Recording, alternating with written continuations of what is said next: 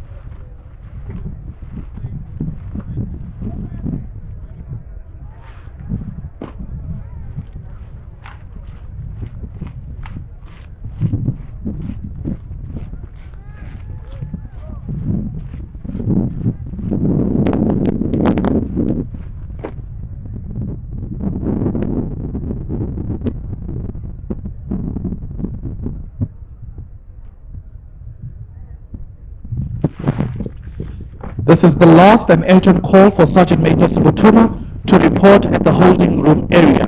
Sergeant Major Vukuhlome.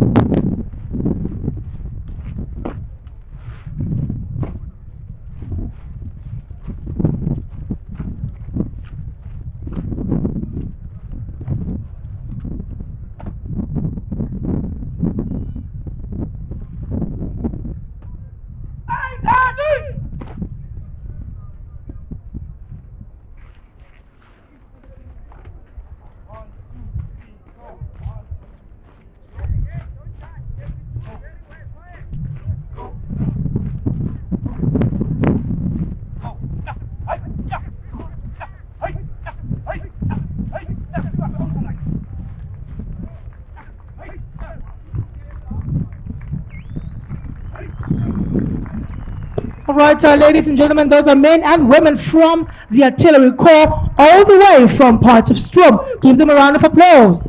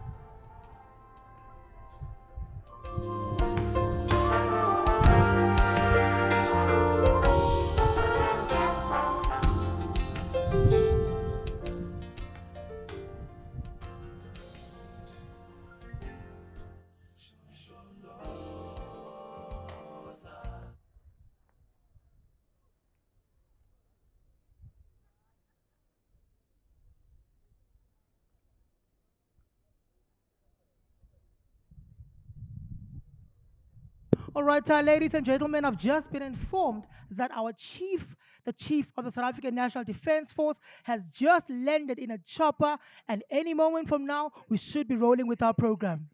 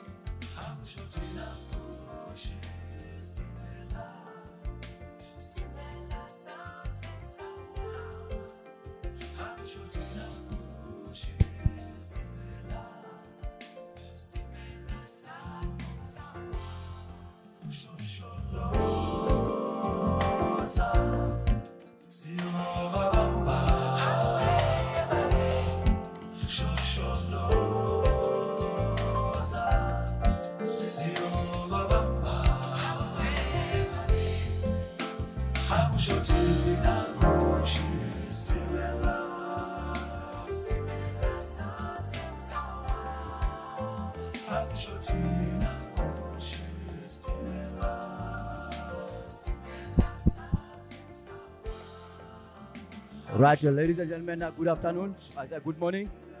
Can I please confirm the members that are standing behind here? If you've got no chairs, can you please go to the grandstand? That side you are about to start. The people at the back here, can you please go there on the grandstand? And the rest of the other members that are this side on the tent.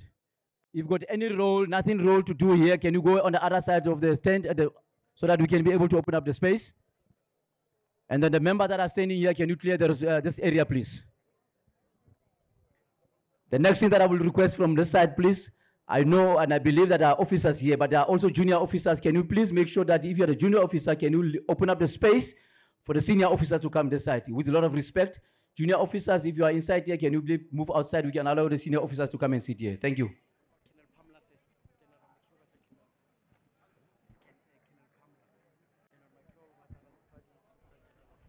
Colonel Pamela, can you report at the VIP holding area? At the VIP holding area, General McHugh is looking for you urgently.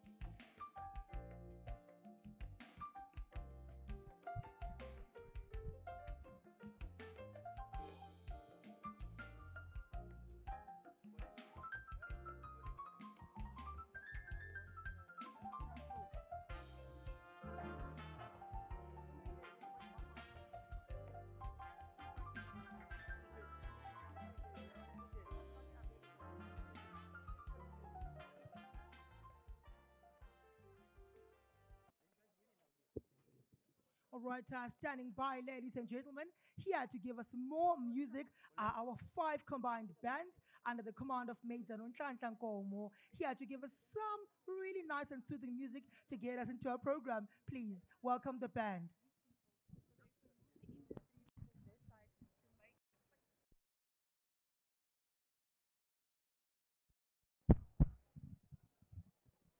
May I request the following? On this side, I'm going to humble request. We got visitors that we have invited that other side. And unfortunately, that place become over flooded. So I'm going to request now from the rank of a lieutenant colonel. I'm humbly requesting, it's not a disrespecting, from the rank of lieutenant colonel, can we vacate? There is a grandstand at the back here, we can utilize it, or I can move these troops to move that other side, and we occupy this one. Then we can move those members this side. I'm humbly requesting, there is no disrespect on this regard, it's just to make sure that the overflow of that, we bring it this side. Can we do like that, please? From the rank of lieutenant colonels, can we please move that side?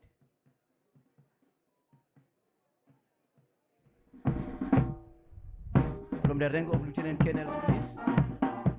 Downwards.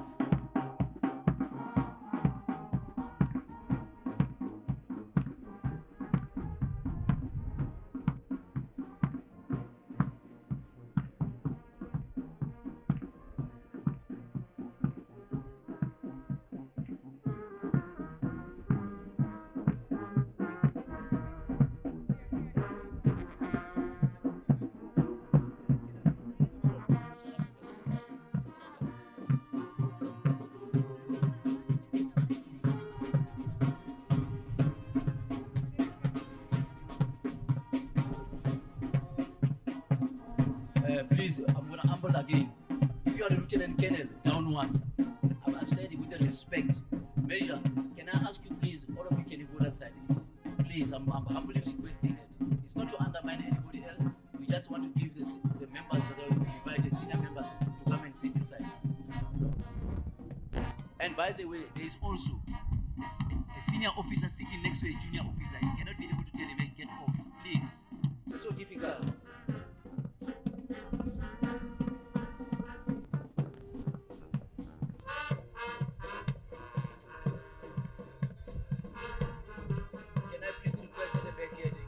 Lieutenant Colonel, can you please go that other side, please? Major.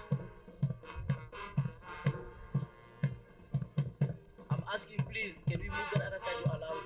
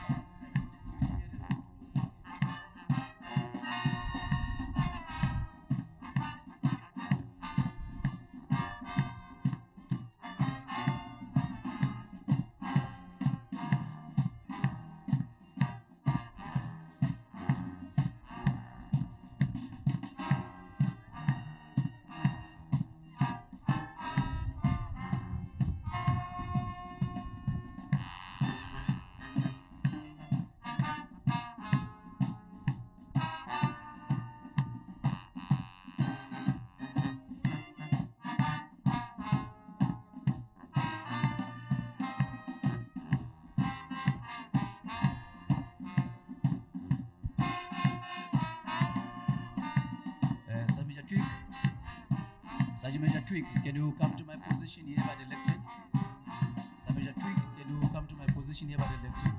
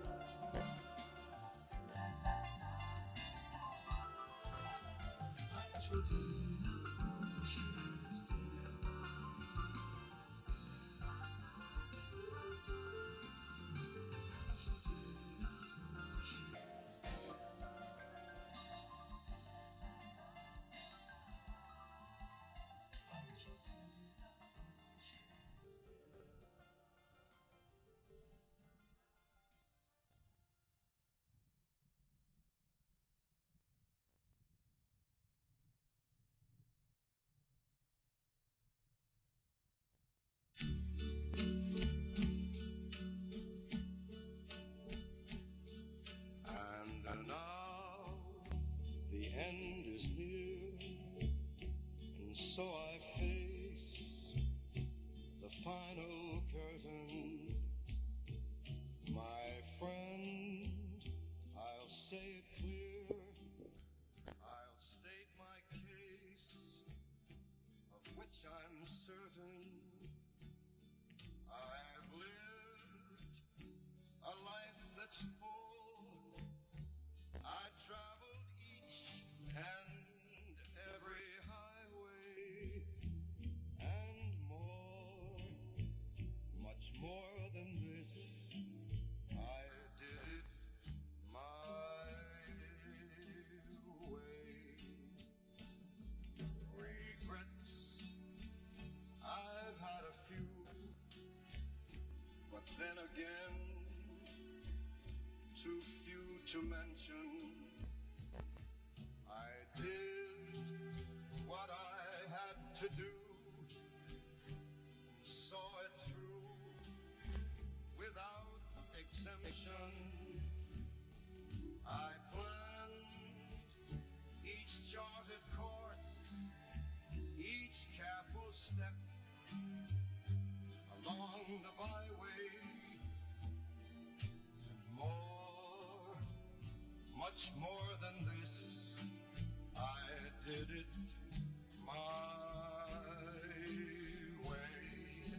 Yes, there were times, I'm sure you knew, when I bit off more than I could chew. But through it all, when there was doubt, I ate it up and spit it out. I faced it all, and I stood tall, and did it my way. I've loved, I've laughed and cried, I've had my fill, my share of losing, and now, as tears subside, I find it all so amusing to think I did all that, and may I say, not in a shy way. Oh no, not me. I did it my way. For what is a man? What has he got? If not himself, then he has not to say the things he truly feels, and not the words of one who kneels. The record shows I took the blows and did it my way.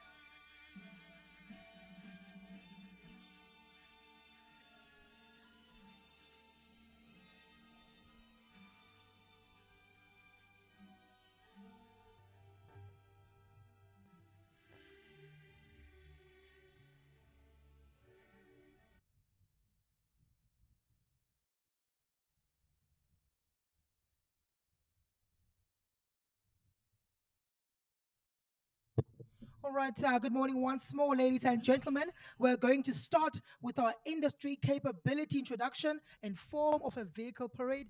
And standing by to take us through that is MJ. Over to you, MJ.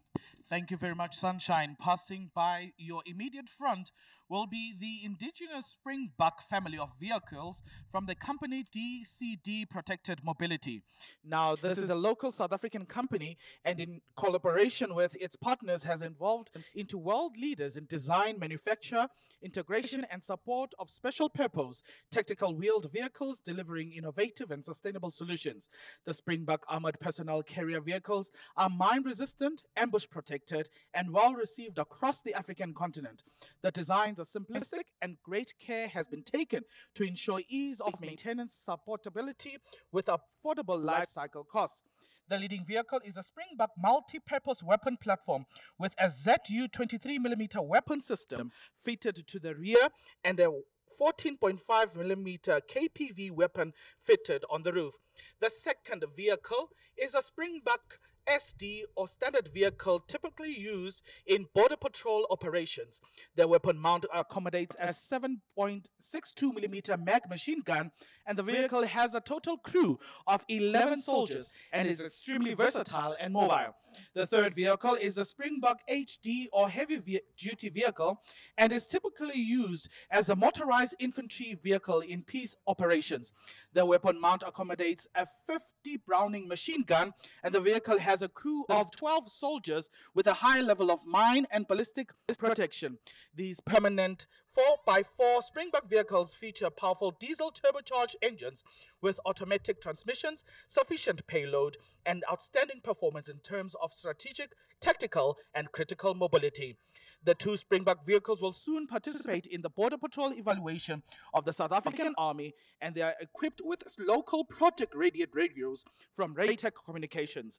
The Springbok vehicles are available in different variants like command and control, ambulance, and weapon platform configurations. It must be noted that Raytech Communications, OEM for Project Radiant, is supplying communications for utilization in the following areas: Badger vehicles, Springbok vehicles, South African Air Force Forward Air Control Post, FAC, ADA, and the Command Net. The next vehicle was the SVI, the MAX 9 Armored Personnel Carrier, our most advanced vehicle designed for modern warfare. It provides for 8 persons with their kit. The vehicle is powered by the Cummins engine mated to an Allison gearbox. The vehicle is protected against small arms fire, IDEs, and landmines.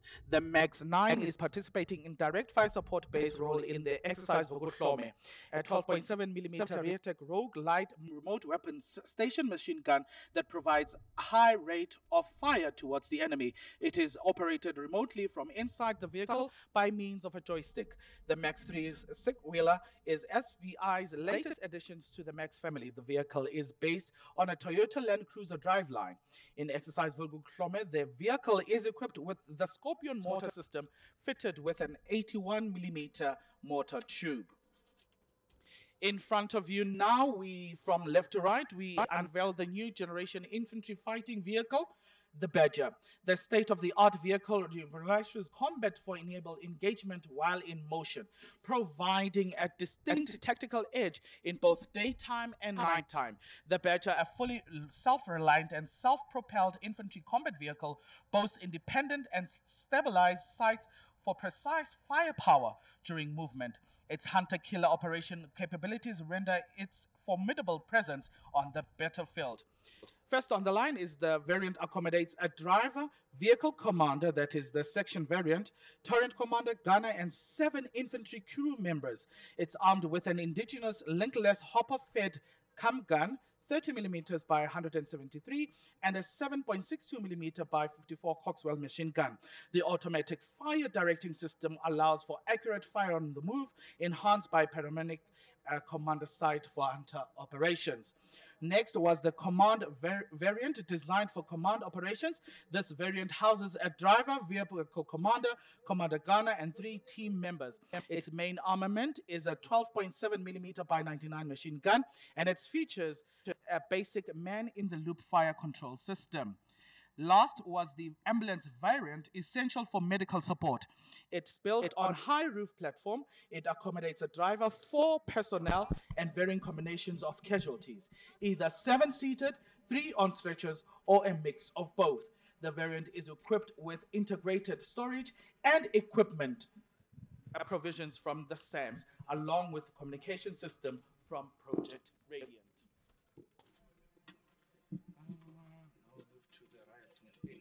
All right, ladies and gentlemen, once more again, good morning.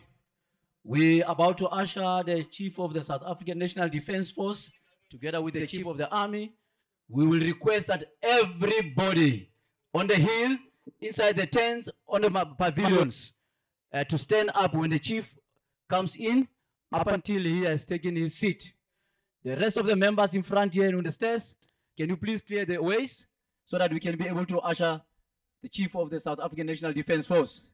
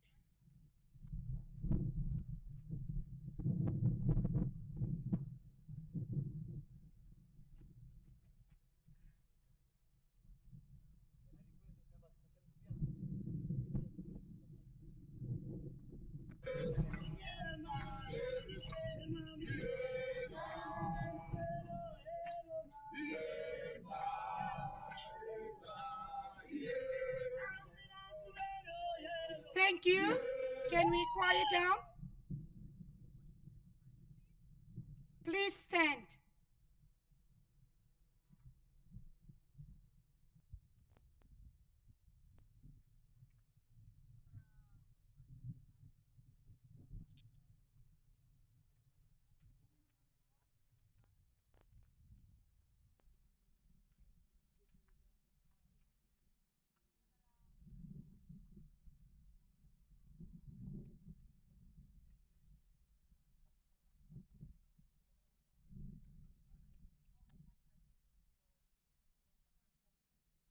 Please be seated.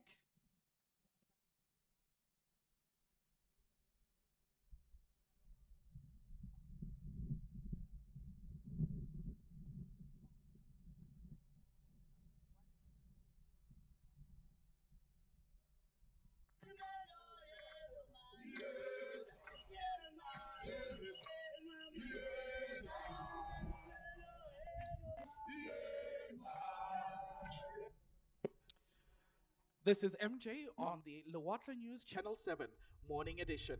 A developing story at this hour from Gomora Informal Settlement, where riots have erupted. Our reporter Sunshine is on the ground. Good morning, Sunshine. What is the current situation on the ground? For Lewatra News, I am the reporter on the ground. My name is Sunshine, and I am at Gomora Informal Settlement. The residents of Gomora Informal Settlement are currently protesting. This is due to illegal land grab, which has created conflict between locals, illegal occupants, and the local authorities. As I'm speaking to you, MJ, and the viewers, these protests have escalated to acts of violence. What we're seeing on the ground today is vandalism and theft, as well as some locals who have started to vandalize in terms of stealing ESCOM cables, as well as shops being looted. Also on the ground, what we're seeing in terms of these acts of violence, as I mentioned to you, I'm going to try to move closer to the action. At the moment, we're seeing streets that have been closed as these protests intensify. There's burning of tires currently happening here at Gomora Informal Settlement. Also, what we're also realizing is that the lives of women and children are currently in danger, as you would have been following in the news in terms of these protests. We've also been informed that there are external factors that are taking advantage of these protests. Members from the SAPS have been called in to try and control these protests. As I mentioned to you, that they have become violent and out of control, and local authorities have lost all control in terms of these protests. And as I mentioned to you, MJ, and the viewers, there's a lot of looting going on, a lot of acts of violence. Streets are closed. We also see that taxis are unable to move around as the roads have been closed. Yes, Sunshine, I can see that. Have there been any fatalities or any injured personnel there already? All right, MJ, I can report that there have been some injuries sustained by some members, even those who are not a part of the protests. They have been injured, but moreover, the ones that are a part of these protests. And as I'm speaking to you, SAPS is on the ground, but as we are seeing that it's out of control for the SAPS, I have been informed that the South African National Defence Force has been called in to assist jointly the South African Police Services. And at the moment, MJ, as I'm speaking to you, we are starting to see military police advancing towards the protests. Thank you to the viewers. This is a developing story that we are getting now from Gomora Informal Settlement. Our reporter Sunshine is on the ground giving us more action as this unfolds. All right, I'm still here. What we're seeing at the moment, it is members from the South African National Defence Force, particularly from the military police. They are now in talks with the SAPS, and we have been informed that there has been a jog that has now been established, which is jointly between the SAPS and the military police, as well as the commander from the South African National Defence Force. And as I promised you and the viewers, I will keep you informed as the action unfolds. But what we're seeing at the moment is the fact that the South African National Defence Force, military police have been brought in to add to the SAPS in terms of strength. We're also starting to see, MJ, some vehicles from the South African National Defence Force also coming into Gomora Informal Settlement. As I have informed you that these protests have gotten out of hand, also from the commanders, word is there are external factors that are trying to take advantage of the situation here in Gomora in terms of pushing their own agendas. Thank you very much, Sunshine. I just want to find out the instigators of this protest. Are they known? Well, at the moment, they are currently unknown. They're currently unknown, MJ. But it is believed that there are external factors that have been involved, and they have led to these protests to escalate to the level that they have escalated to. As I mentioned, the vandalism, the looting in the shops. It is currently chaos and unsafe to be at Gomora Informal Settlement at the moment. I'm also seeing some talks between members of the SANDF. This is the military police, as well as the SAPS. I'm starting to see some sort of crowd control that is happening, but the protesters also not backing down. We're also seeing some dogs that are reported to be from a unit called SASIC from the South African National Defence Force. As I mentioned, right now, a lot of crowd controlling is currently taking place. I also see that the SAPS is glad to have a reinforcement from the SANDF. They are currently, as I mentioned to you earlier on, that it was reported that the crowd was violent towards the SAPS, but at the moment, I see with the SANDF being here, they're starting to move back, and there are no acts of violence happening, just protesting, the members singing. They're just also have writing their demands down. They're complaining about housing and a lot of the things that make them unhappy here at Gomora Informal Settlement. Also, they're complaining that the local municipality is not listening to their grievances. What I'm seeing currently are the members advancing towards members of the SANDF. It has become violent once more as they're throwing bricks against the police, both from the SANDF and the SAPS. I can see law enforcement trying to control the situation, but it is getting out of control as we speak. Also, as the reporters were trying to move our cameras away because there's throwing of bricks and stones towards law enforcement. Indeed, Sunshine, I think the situation there is very hostile. Please be safe there. But I see some more army vehicles coming through. Can you explain us for me?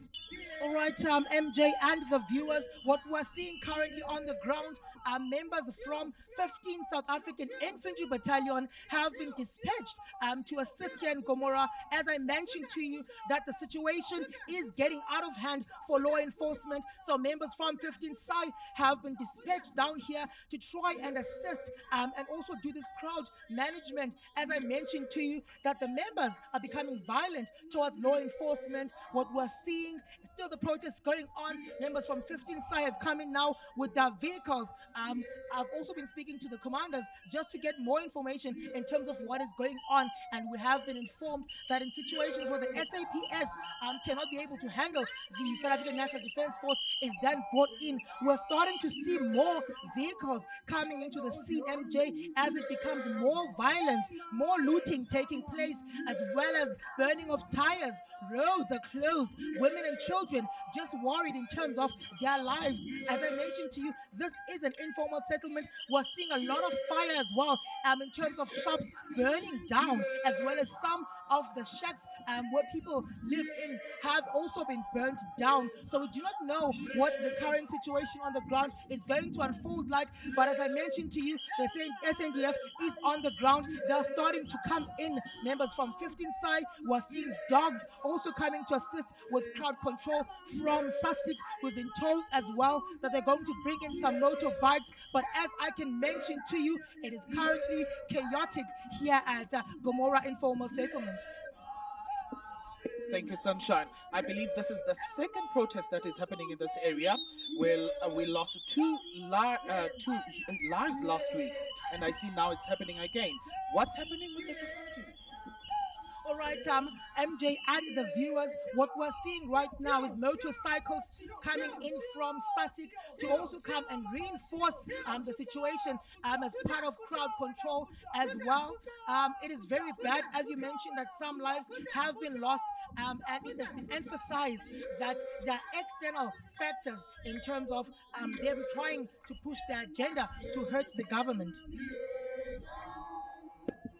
Yes, to the viewers, this is a reminder of the developing story that we are currently seeing now on our screens, where members of the Gomora Informal Settlement have taken to the streets in commemoration. Sunshine, I see more activity. Please fill us in.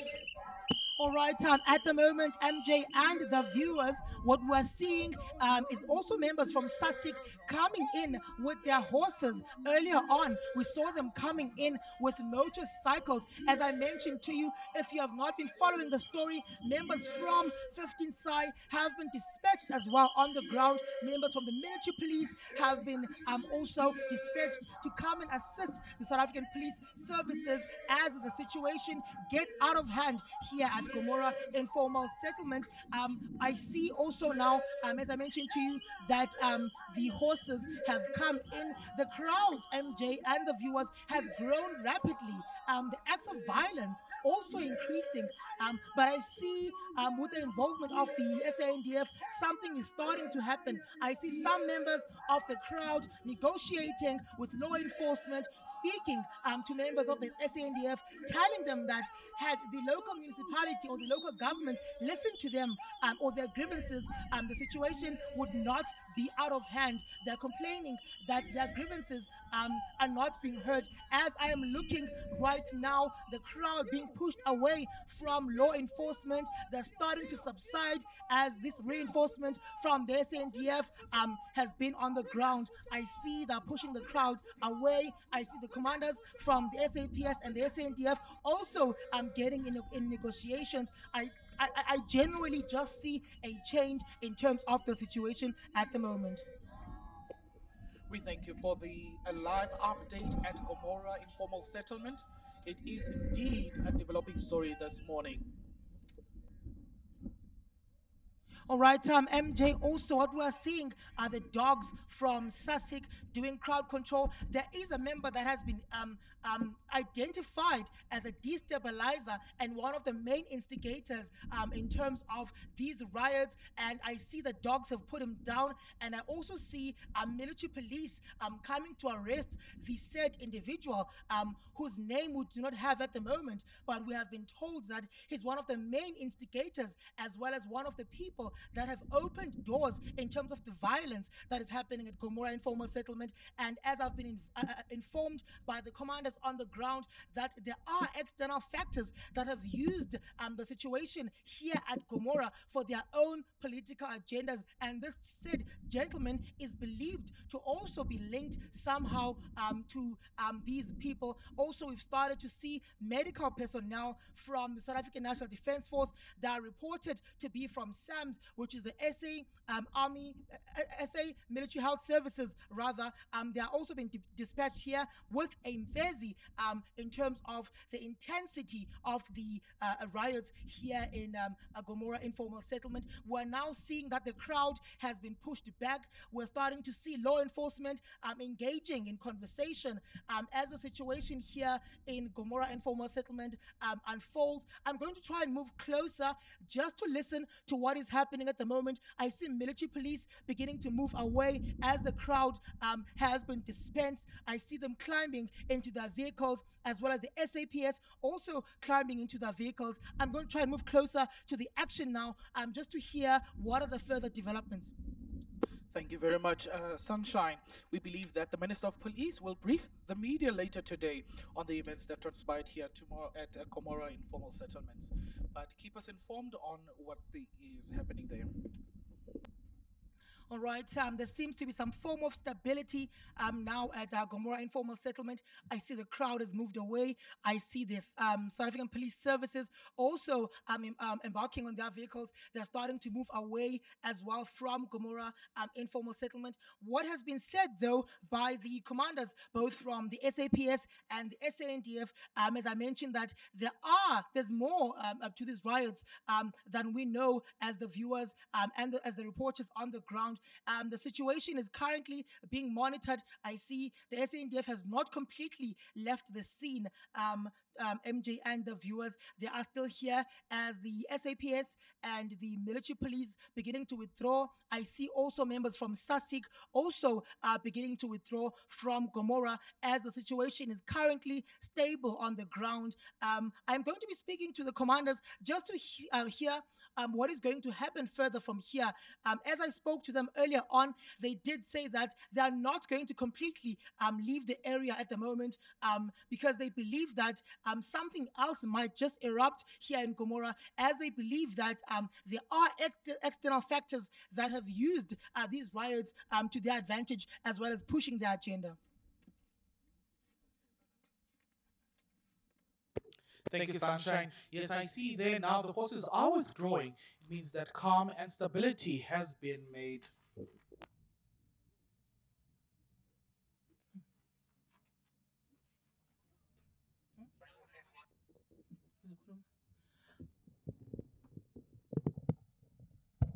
All right, MJ, I'm still standing here with the rest of my team, and we are just observing the situation here at Gomora. I've also been speaking to some of the residents who are not a part of this protest, telling me just how grateful they are in terms of the SNDF's involvement, as they feared for their lives as they saw these protests unfolding. As I mentioned to you, some of the shacks have been burnt down, and these were non-protesters, but they've lost their homes, as well as the shops. The roads are closed.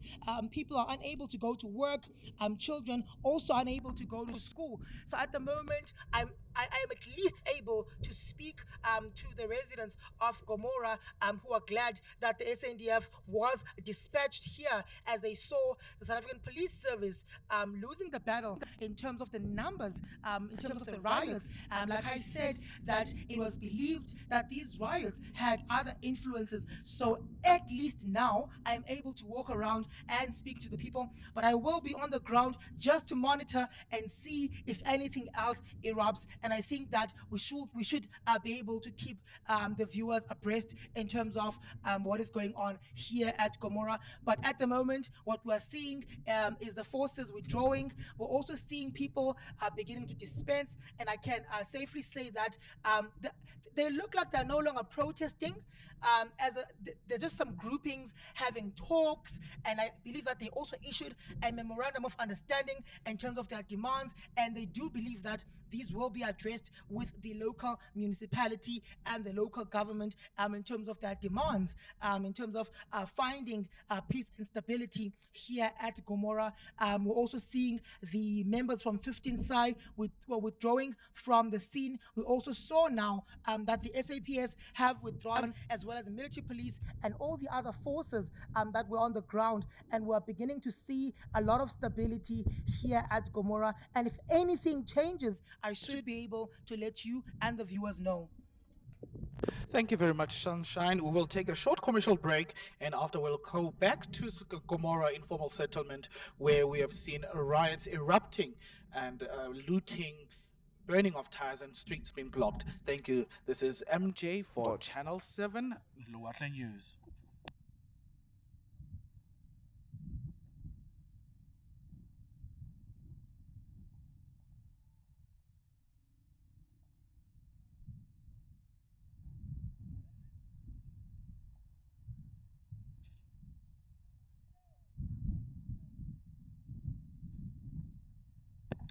This is MJ on Channel 7 Luatla News. Sunshine, we believe there's another catastrophic incident that just happened now. All right, good morning once more to you, MJ, and the viewers. All right, amidst these protests, what we have now learned is that large amounts of hazardous chemicals have been spilled and exposed to fire during the protests, and local authorities have been called in to attend. Also, there have been some casualties, and what we're seeing at the moment, MJ, as I mentioned to you, that there are unidentified chemicals that have erupted. Once more, the SNDF have been called in to assist in this regard, and a joint emergency center has been established. We're seeing a lot of action at the moment. I've also been informed that military police have been called in, as members of Gomora are starting to move closer to the action. They're going to be called in to try and keep them away. As I mentioned to you, that there are large amounts of hazardous chemicals that have spilled. We're starting to see military police coming to do crowd control. You know that members want to go and see what is going on, but we've been informed that these chemicals are quite harmful. Also, MJ, what we've realized that there's been a vehicle accident. As I mentioned to you, that roads were closed in terms of burning of tires. There's been a vehicle accident, and a hazardous truck and a sedan have collided. As we are also seeing at the moment that medical attention has been brought in from the South African National Defence Force. There are members from SAMS. We're also starting to see firefighters from the SNDF coming to assist as the fire also intensifies, and we're also all quite scared that it might spread to the houses. I believe you just mentioned to us that there's a chemical or a substance that is there. Is there a team to deal with such? Yes, MJ, we have been informed that there is a team that is coming to the scene from the SNDF as well, coming to assist in terms of this spilled chemical. At the moment, we are not sure what it is, and we're told that this team will be able to take a sample to go for further evaluation. All right, we're just standing by waiting for that to happen, MJ. Thank you. I believe the team that you mentioned, the information that just came to me, it's a specialized capability within the 7 Medical Battalion Group situated in Pretoria. Now, the specialized unit that gives medical support to special and airborne forces, including other state entities. Within its rank is the Medical Rapid Deployment Platoon, Search and Rescue, the Chemical, Biological, and Radiation Defense, and other advanced capabilities. I believe the team is currently under the command of Lieutenant S.M. Klombe from Pretoria. We see also that the team has dispatched 2 men that will take the sample of a substance that you mentioned earlier. And they've just reported that they are wearing some personal protective equipment. They believe it's called a Tyvek suit. Following the detection, they will take a sample and the team will move swiftly out of the area, Sunshine, for verification at the mobile laboratory. I think that will be a swift movement from the SANDF. Yes, MJ, absolutely. I'm unable to move closer to the area as we have all been informed to stay away from the area as authorities from the SANDF are handling the situation.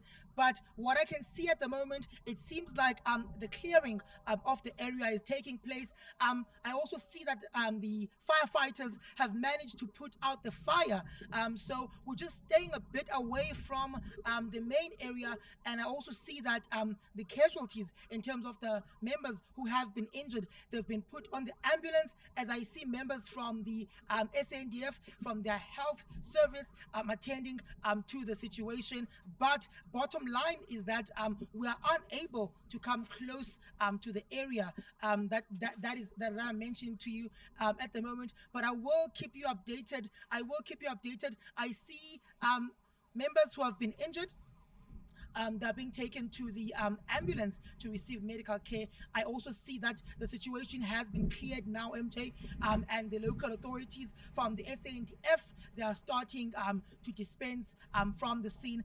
Once more again here in Gomora Informal Settlement, the SANDF has been called in terms of such a situation, and we can see that once more they have managed to assist in this regard.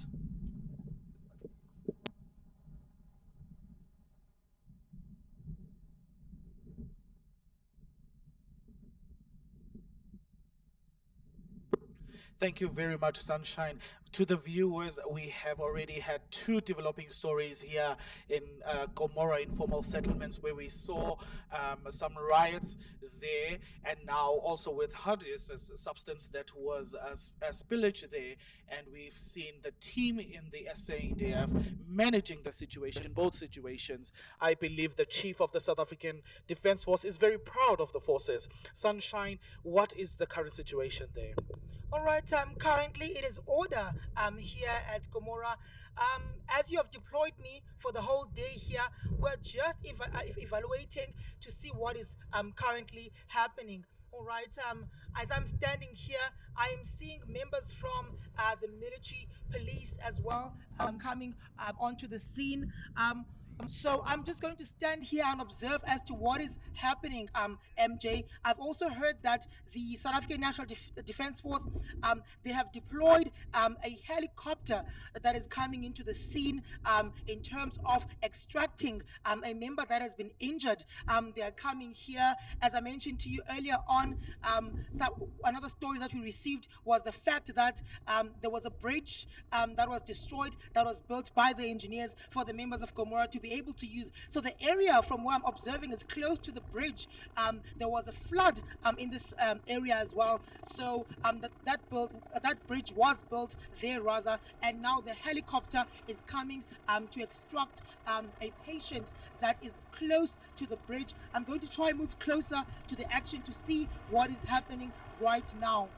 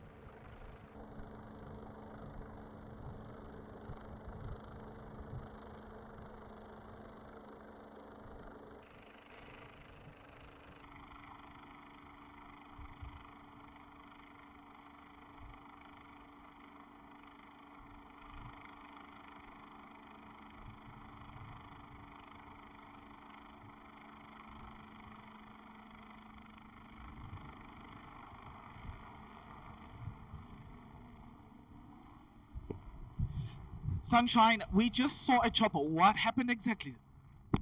All right, MJ and the viewers, you will remember as well as in KwaZulu-Natal during the floods, when I was speaking to the members of the South African National Defence Force, they informed me that those are the drills that they do to rescue someone when they are stuck during the floods. As we saw here in Gomora, these protests, they've ruined the infrastructure as well here. So they were basically doing that extraction for us here, and we have been informed that the member will receive medical attention and further examination. All right, MJ and the viewers, there has been another development here at Gomora. As I am standing on the ground, I was talking to the commanders that are still here in the jog that was established. We have been informed that there is a suspicious bus that is driving through Gomora, and they've managed to detect this bus, MJ, as I mentioned to you and the viewers earlier on, that there are external forces that have used the protests here in Gomora to take advantage and push their agenda. So we've been informed that there's a suspicious bus that is moving, and reports are that 5 politicians have been kidnapped and they've been put in that bus. We're also informed that there are 3 terrorists that are traveling in that bus and are holding the 5 politicians ransom. We do not have the names yet in terms of who are those prominent political figures that have been kidnapped. So we've been warned to stay away from the situation. Once more, we've been informed that MJ, the South African National Defence Force, has been activated. We are told that the special forces have been activated to come into this situation where 5 prominent figures have been held hostage, and we are told that the special forces any moment from now will come into the scene. So I'm trying to get myself and the cameraman to be able to see. What we're seeing at the moment is the suspicious bus moving around. We're waiting for the special forces to come into the scene. We are seeing some movement there, Sunshine. What is currently happening? All right, MJ, from what I can see, the special forces have now come into the scene. They are now advancing towards the suspicious bus. MJ, I see them climbing onto the bus. They're doing that drills. All right, they must ensure that the 5 politicians do not get harmed. We are also seeing a chopper coming in to assist the special forces. It is now hovering on top of the bus. We're also informed that the chopper has been following the bus around. Our reports also say that the military police have been called in, and what we're seeing, MJ and the viewers at the moment, is the fact that the 3 terrorists are laying on the ground in surrender as the special forces have managed to maneuver themselves. And we also receive reports that the 5 politicians are not injured. They're now going to go into custody of the military police that has come onto the scene. We're starting to see arrests happening from the military police, arresting the 3 terrorists. All right, we're seeing special forces in an all-round defense to ensure that there is no further intrusion from external factors. We're also seeing that the chopper that has been following this bus, as reported to us, is still hovering around. We're now seeing a withdrawal from the military police as the arrests have happened. The 3 terrorists have been arrested and the 5 politicians are safe. We have been told that they have been unharmed from the situation, and the special forces, we are told that these type of operations are in their level in terms of counter insurgency, MJ, and the bus is still standing here. We hear that these terrorists will be arrested. In fact, they're already arrested, and the area has been cleared here in Gomora Informal Settlement. Well, Sunshine, it has been really an event-filled day there at Gomora Informal Settlement. To the viewers, we have seen the capabilities of the South African National Defence Force. Indeed, the Chief of the South African National Defence Force is impressed with the South African Army and the South African Military Health Service and the South African Air Force. Indeed, it's a team of force.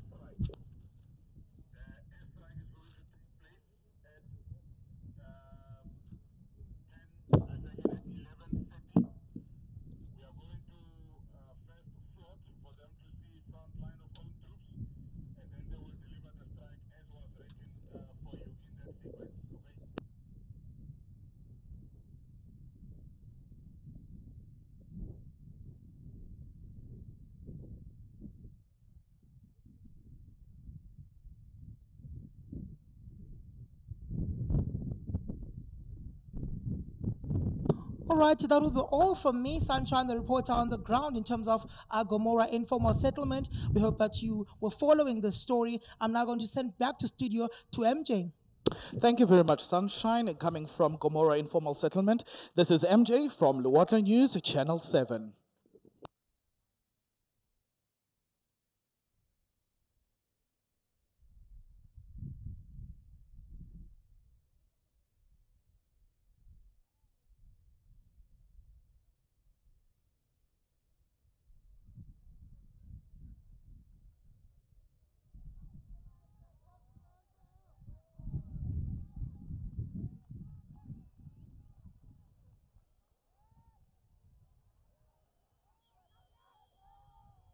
All right, ladies and gentlemen, we hope that you are still enjoying with us. Please give all the participants a round of applause. All right, we have a jam-packed show still coming up. A lot is still going to happen right in front of your eyes at this capability demonstration. I'm going to cue or cross over now to Colonel Khasapane, who is going to tell us what is next in terms of the Air Force. Colonel Khasapane. A very good morning to you. As we progress in the escalation of firepower this morning, I want you to focus your attention to the south, in other words, your right-hand side, where we will be bringing in the airstrikes. This symbolizes the autonomous airstrike that we'll typically do in the deep. It will be done by two Gripen multi-role fighter jets. The commander has ordered for them to float so that they can see the front line of own troops. This is for safety reasons, for them to be able to deliver their ordnance safely. I want Captain Tsebula to please keep an eye and to go through the demonstration and the commentating of the actions as they follow. The Gripens are inbound. They've reported Kate. Float will be now fired for them, and you can take over, Sunshine. All right, thank you so much, Colonel Khasapane. Ladies and gentlemen, prepare yourself for a spectacular right in front of your face. What you're going to witness is a fighter strike from two Gripens, as the Colonel has mentioned to us. All right, and the situation is as follows. All right, standing by is Captain Poisson from 85 Combat Flying School. He's going to take us through this spectacular. Captain Poisson, good morning. Morning, Sunshine. Good day, ladies and gentlemen. I'm Captain Poisson from 85 Combat Flying School, and I'll be taking you through the display of the two Gripen aircraft this morning, as well as the two Hawks, all the way from Air Force Base Makaru in Luitjigard. At this current moment, we're waiting for our Gripen. The Gripens will be stripped, so at first we'll have the first Gripen throwing a bomb. As you can see, pitching up now, look in the distance to the east, waiting for 4 bombs to fall. There we go, big boom. That's 1,000 kilograms of bombs that was just on the ground. Ladies and gentlemen, that is our country's top strike aircraft that we have, all the way from Sweden. The Gripen has 18,500 pounds of thrust in that engine that you hear there, and that noise is also known as the sound of freedom.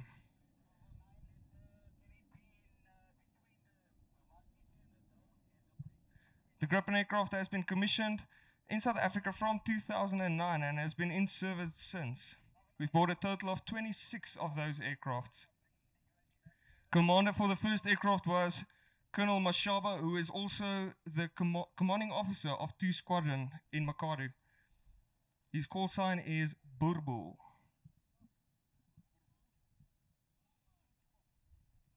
As you can hear from the call sign, he is quite an aggressive instructor as well. Ladies and gentlemen, for the next attack, we're waiting for the 2 Hawk aircraft. They will be simulating a low-profile attack, which we will use in the battlefield scenario. They'll also come in from the eastern side now, low level. They'll pitch up in a formation, fan, turn to the northern side towards the target, and both aircraft will release 2 times Mark 81 bombs. Each bomb weighs a total of 125 kilograms. which is not as impressive as the Grippen's bombs, but it still gives a big boom and it helps support the troop on the ground. The Hawks will be flown by Lieutenant Colonel Scott Logie, call sign Prowler. He is the commanding officer of 85 Combat Flying School, and his wingman today will be Major Michael Vermeulen, call sign Paladin. Colonel Logie is also instructor at Langebaan Weg up until 4 years ago, where he was transferred back to 85 Combat Flying School. He has a lot of experience. He's one of only 6 pilots in the South African Air Force with more than 1,000 hours on the Hawk aircraft. We received the Hawk aircraft in South Africa in the year 2004, and they are still active today. We bought a total of 24 Hawk aircraft. Ladies and gentlemen, if you look forward to where the dust cloud is, slightly to yourselves, there's a small Saracen vehicle in the field. That will be the target for the Hawks. Today they will only do a bomb run and unfortunately no cannon run.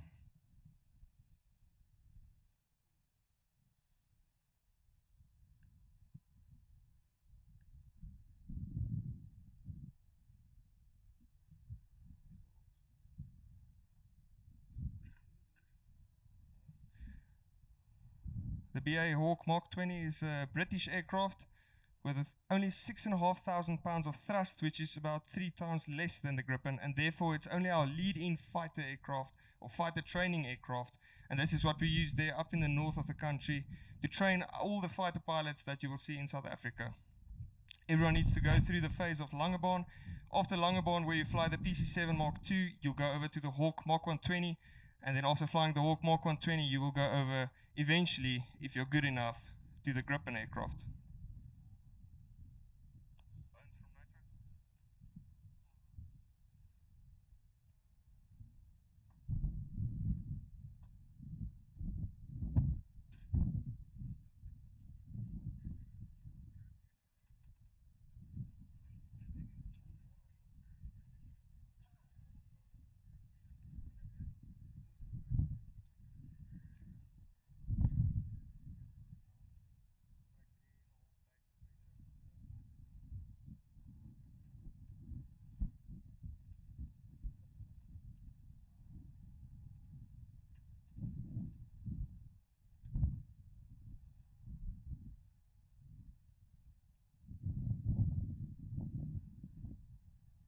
Ladies and gentlemen, at this point I'm willing to offer an ice cream to the person who sees the Hawk first. You should look over to in front of you in your 2 o'clock position. You'll see 2 Hawks approaching over the hill, coming in at low level, 300 foot. This is all for operational purposes. This is so the anti-aircraft guns that you will see later firing will not be able to track us or shoot us down while flying low level at 390 knots. If you want to compare that to your normal vehicle speed, that's about 850 kilometers per hour at low level, just 100 meters above the ground.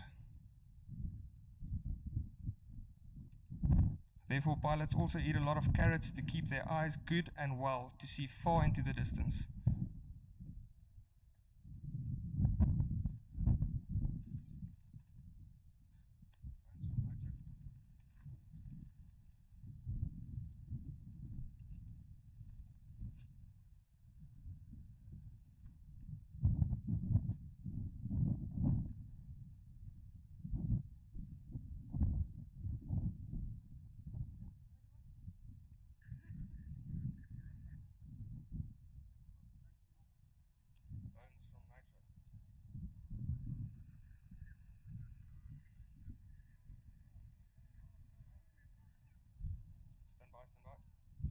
Ladies and gentlemen, have a look at your 2 o'clock position. You'll see the 2 Hawks just below the horizon approaching. There they go, pitching up at 4.5 Gs to 6 Gs. That is 6 times the force of gravity acting on their bodies now. They're going to tip into the right. This is called the pitch and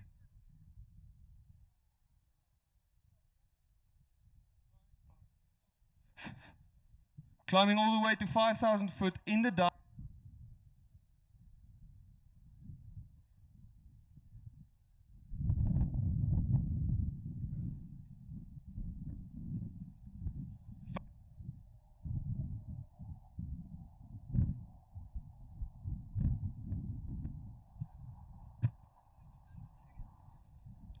First Hawks bombs.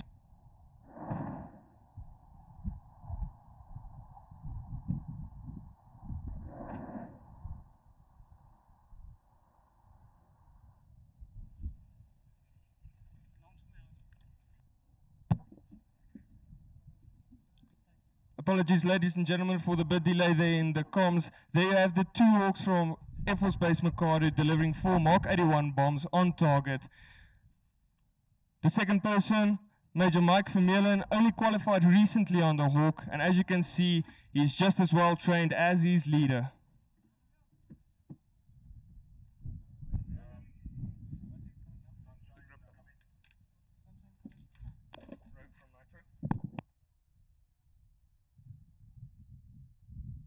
All right.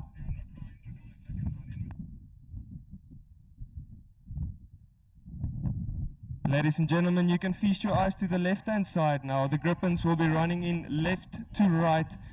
Correction, the Hawks will be running in left to right for a close formation fly past. This will be a salute just to say thank you for your support today and your participation.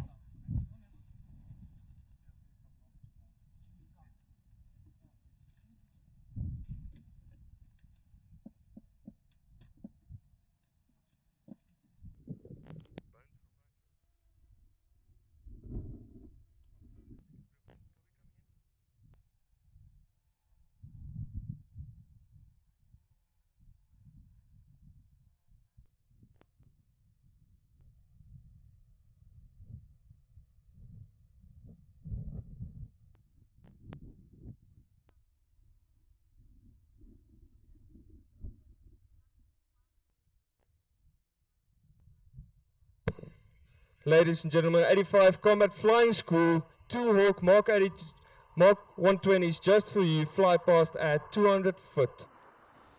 There's the salute. All the way back now to Kimberley for refuel and back to Air Force Base Makado.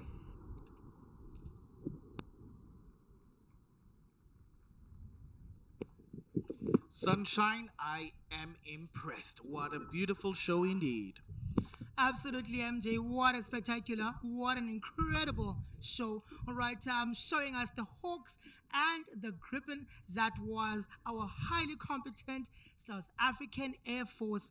All right, ladies and gentlemen, still continuing with the shaping of the battlefield, I'm going to cross over now to Colonel Khasapani.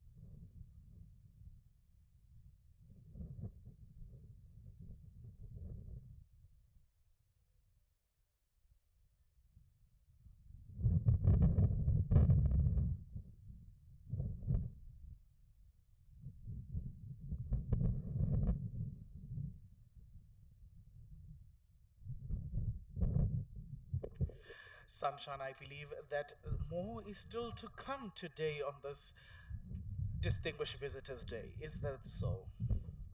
MJ, we still have a lot more coming, a lot of action still coming. We're still anticipating the special forces as well.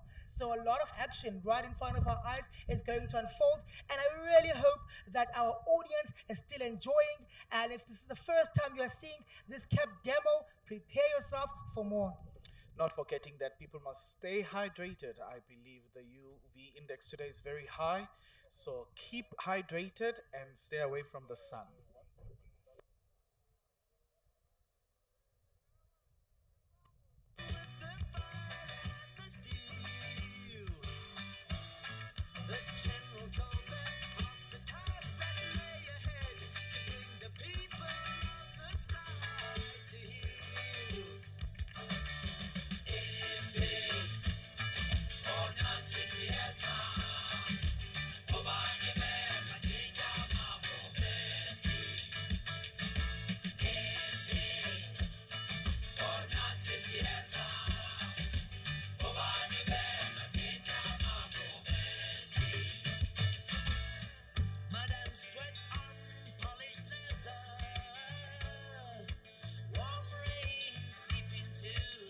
Ladies and gentlemen, as we continue in the escalation, we are going to do the last of the airstrikes that were planned for this morning.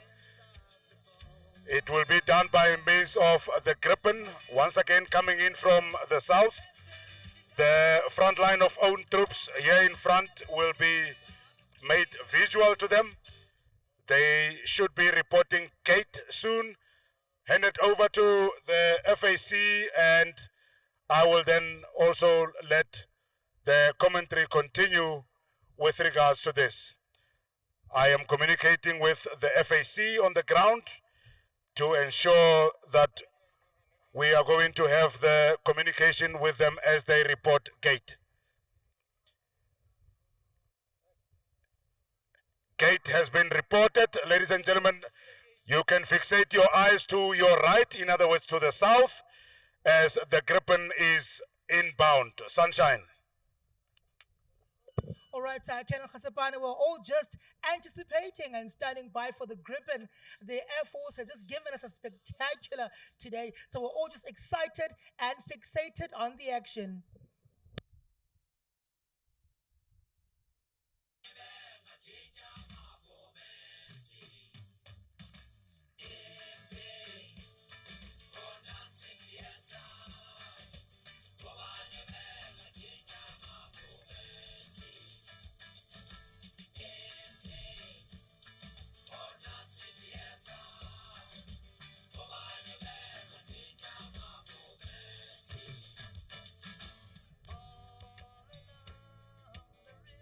Hack reported there should be a float on the ground as the Gripen is inbound. Ladies and gentlemen, rolling in from your right hand side, in other words from the south, smoke is on the ground, indicating the furthest point of our front line of own troops to the left and to the right. As the smoke is now visible, the Gripen is then inbound. Sunshine.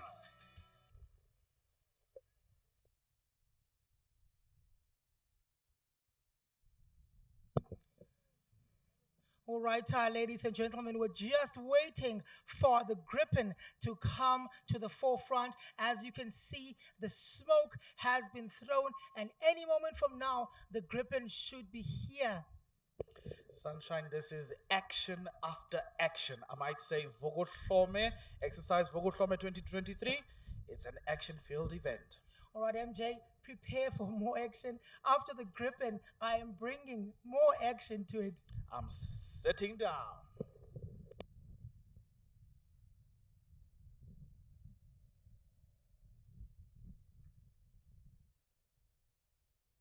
Ladies and gentlemen, the Gripen is visual on the right. It has pitched, fanned, bombs on the way.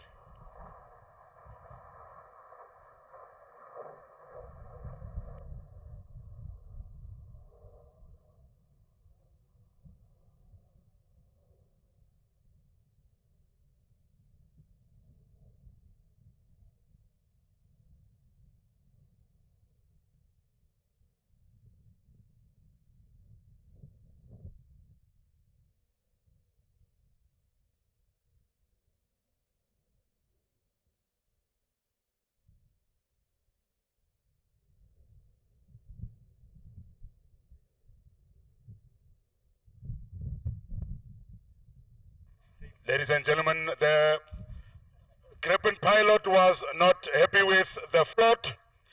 For safety reasons, he chose to abort. As you can understand that on a demonstration like this, safety is paramount to us. It is for that reason that they will be doing another run-in.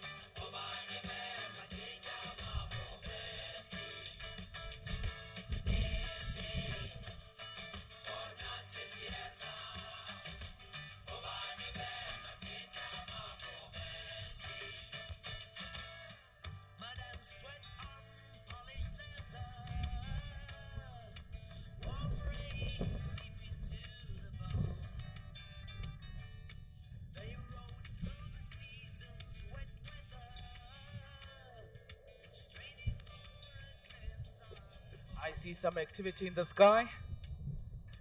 I think they're finally here, MJ. Are you ready for it? All set.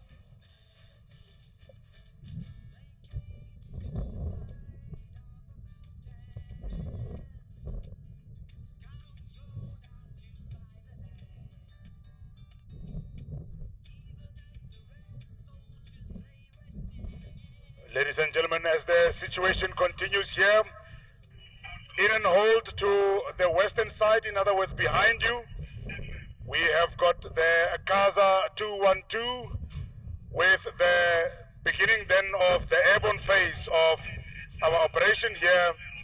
The Kaza has got 5 pathfinders that are on board, and they will be released from the IP very shortly. And to take us through this part of the operation, we have got with us here Colonel William Dixon, who is in charge of the airborne fraternity and will take us through this exercise.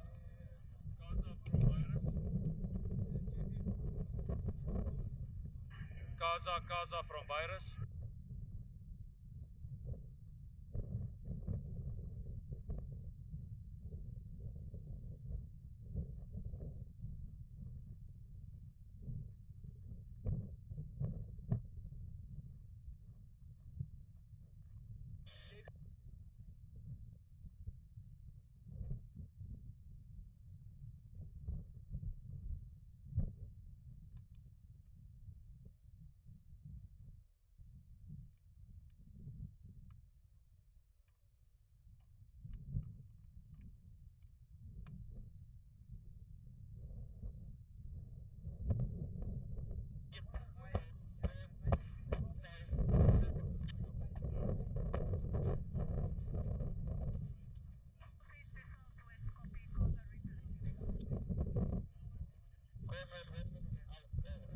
Good morning, ladies and gentlemen.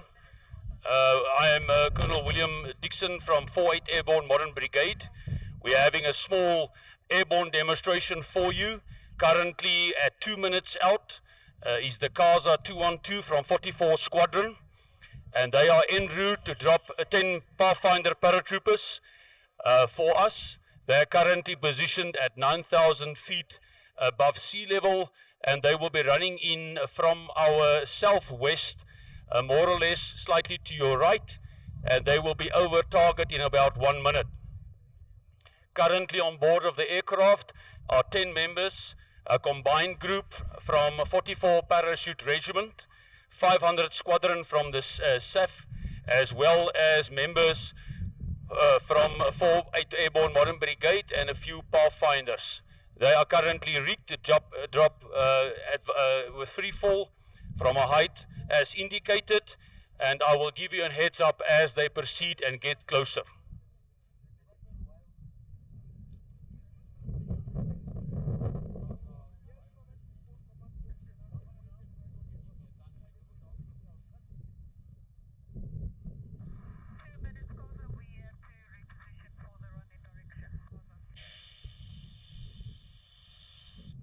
Right, ladies and gentlemen, I've just spoke to the pilot on the aircraft.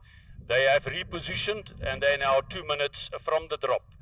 See if you can observe the aircraft up high coming in slightly to your right.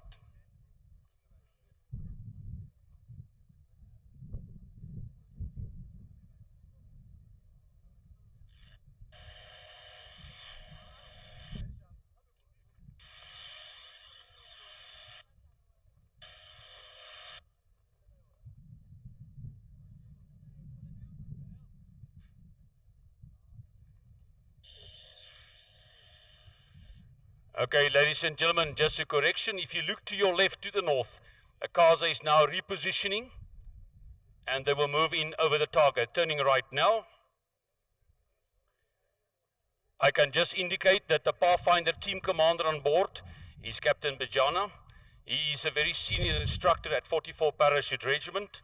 He is accompanied by Captain Malgas, and for those that is interested, she is a female, one of our first female paratroopers. Also with them is Sergeant Hoogbaard from 44 and Last Corporal Botha from 44. Right, the cars I have now spoken to the DZ safety officer and requested smoke on the ground, and to your immediate front you can see the DZ safety officer deploying smoke. Cars is now on their final running. As I've mentioned before, also on the aircraft is Captain Williams from 500 Squadron. That is the para-rescue jumping squadron from the Air Force. Also Captain Pike from 500, Warrant Officer Litaba from the Pathfinders, Mokoena from 1 para, Sergeant Muhame from 500, and Lance Corporal Lesule from 1 Parachute Battalion. So it's a nice combined group representing all the members of the parachute or airborne fraternity. At this stage, the DZ safety officer have cleared the aircraft in, and the onboard dispatcher is now spotting to make sure that the drop is accurate. Right, they're passing overhead now. I will call it when they exit. They will fly a bit further to the south.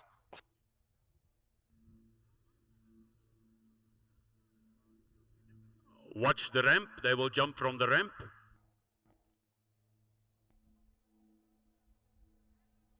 Aircraft passing overhead into the wind.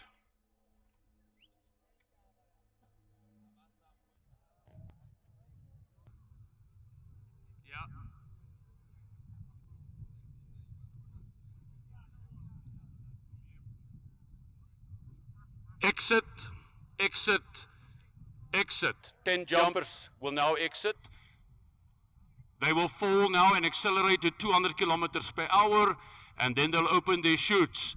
First open, second open, third open, fourth open, fifth open.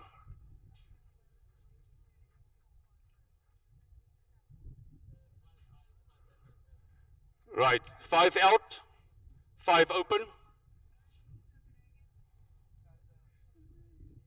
The parachute that they're jumping with is the tactical ram air type parachute. It allows the jumper to maneuver at higher speeds, make more aggressive moves, and be able to land in higher wind speeds.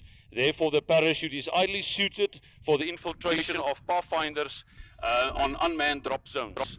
These people jumping represents the Pathfinder platoon at 44. Their mission will be to infiltrate prior to the airborne assault, the main force, and they will mark and man the dropping zones to ensure that all paratroopers land safely on the dropping zone. The members are currently upwind, so they are holding the wind, and then they will turn in for finally to land in front of you.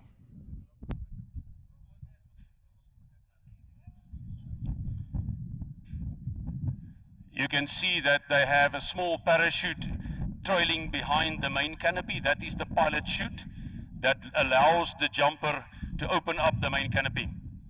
The jumpers are also on the rig. They have an emergency or a reserve parachute in the case that the main canopy do not deploy. Yesterday we had an incident where one of the jumpers had to deploy his reserve, but the reserve, being the same type of parachute as the main canopy, allows the jumper to jump with full equipment. They will now start moving in and approach the dropping zone into the wind. First jumper is now turning in at about 1,500 feet above ground.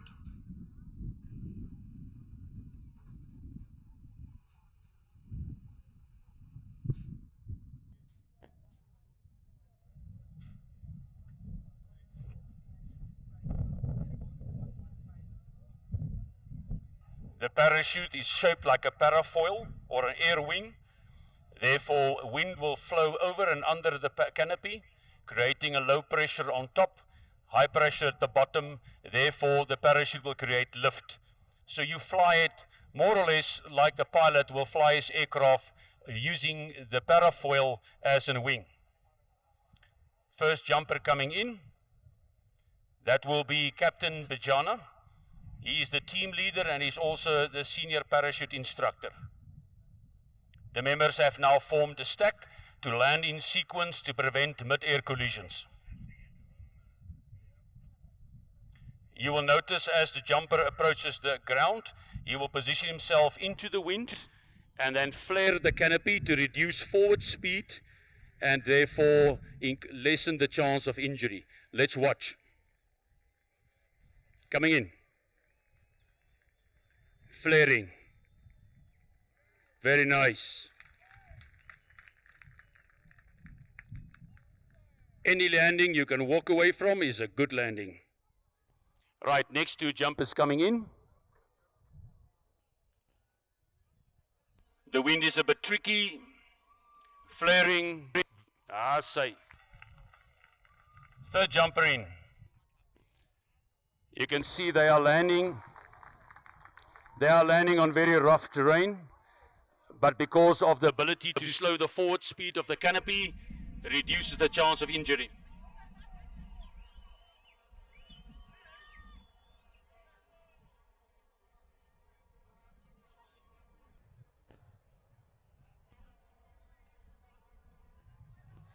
Right, the fourth jumper is behind us. He's coming in now. This is also one of our parachute instructors, so that's why he's showing off a bit.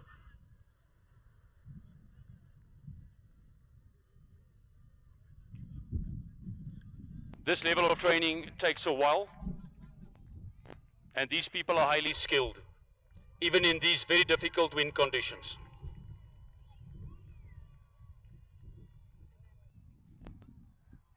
That's it. Right, ladies and gentlemen, the last jumper is coming in.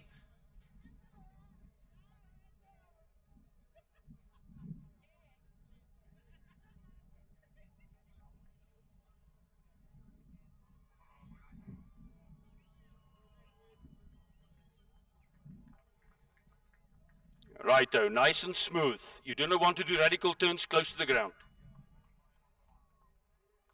Beautiful.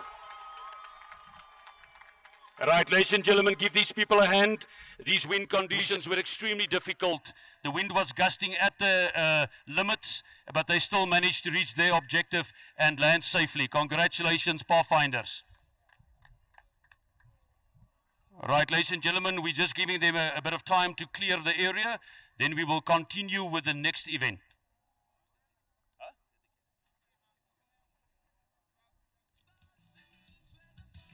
The member with the black helmet, that is Captain Bajana, the dispatcher, as well as the chief instructor.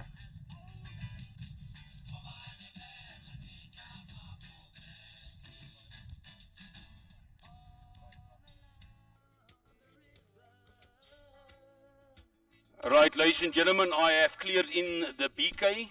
The BK is en route to demonstrate an hoisting exercise for a down pilot. At times, aircraft will be or can be shot down, and for that there is a combat search and rescue plan in place to save the pilot.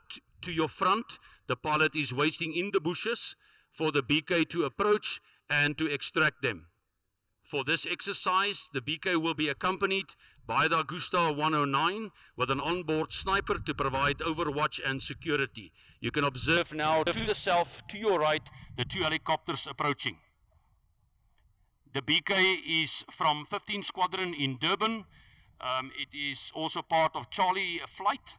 The pilot on board is Major Oliver, and his call sign is Gizmo.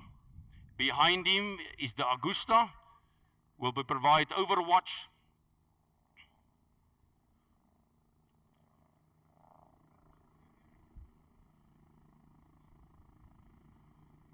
The Augusta is flown by Major Rabe, call sign Cobalt. Of course, my call sign is Virus.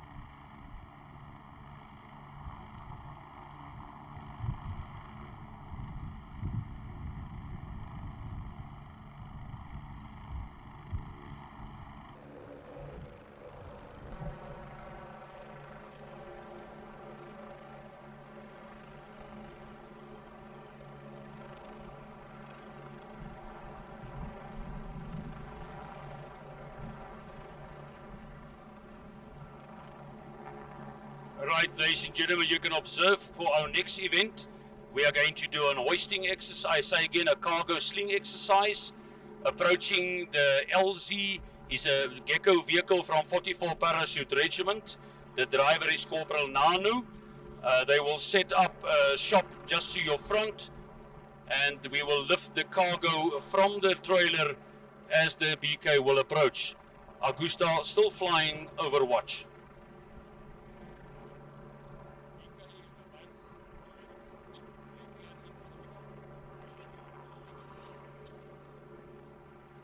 Right, ladies and gentlemen, I've cleared in the BK. They are 30 seconds out. They will come into the hover and lift the freight from the rear of the vehicle, demonstrating yet another technique that we can apply in the airborne for different configurations and taskings. You will notice that underneath the BK, there's a hook, and the corporal will hook that hook and the cable up onto the helicopter. Let's see how it goes. A helicopter approaching, smoke on the ground.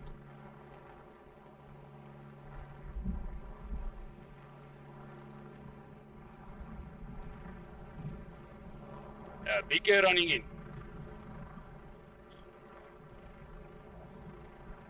Flight engineer is standing on the ramp to assist the corporal on the ground with the hook up. There's the hook falling out, suspended by 4 cables. Let's see how it goes.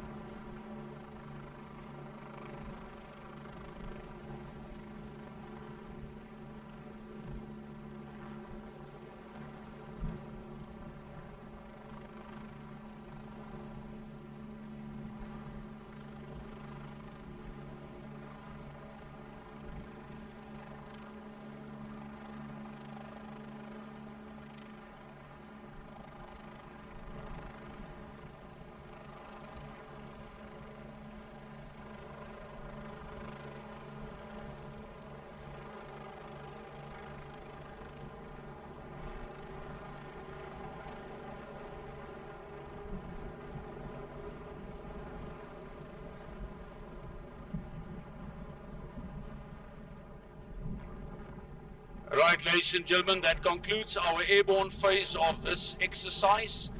I want to thank the members from the South African Air Force for joining us today.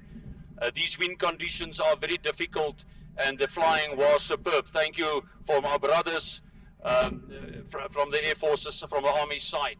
I also want to thank the members from 48 Airborne Modern Brigade in Bloemfontein for their participation in this event as well as the exercise. That concludes, ladies and gentlemen, our part of the demonstration. Thank you. Thank you very much there, Colonel Dixon. Sunshine, ever had goosebumps in this heat? Absolutely, MJ. I forever have goosebumps when I see the guys jumping and making a swift landing. And I think that the audience also enjoyed that. Can we give them a huge round of applause? A huge one, a huge one. Take us through to the next demonstration there, Sunshine. All right, ladies and gentlemen, we're going to move on with our show. As I promised you, a jam-packed action show. We are still going on here on Exercise Vukuhlome. This is the DVD Cap demo. All right, standing by to demonstrate for us our members from the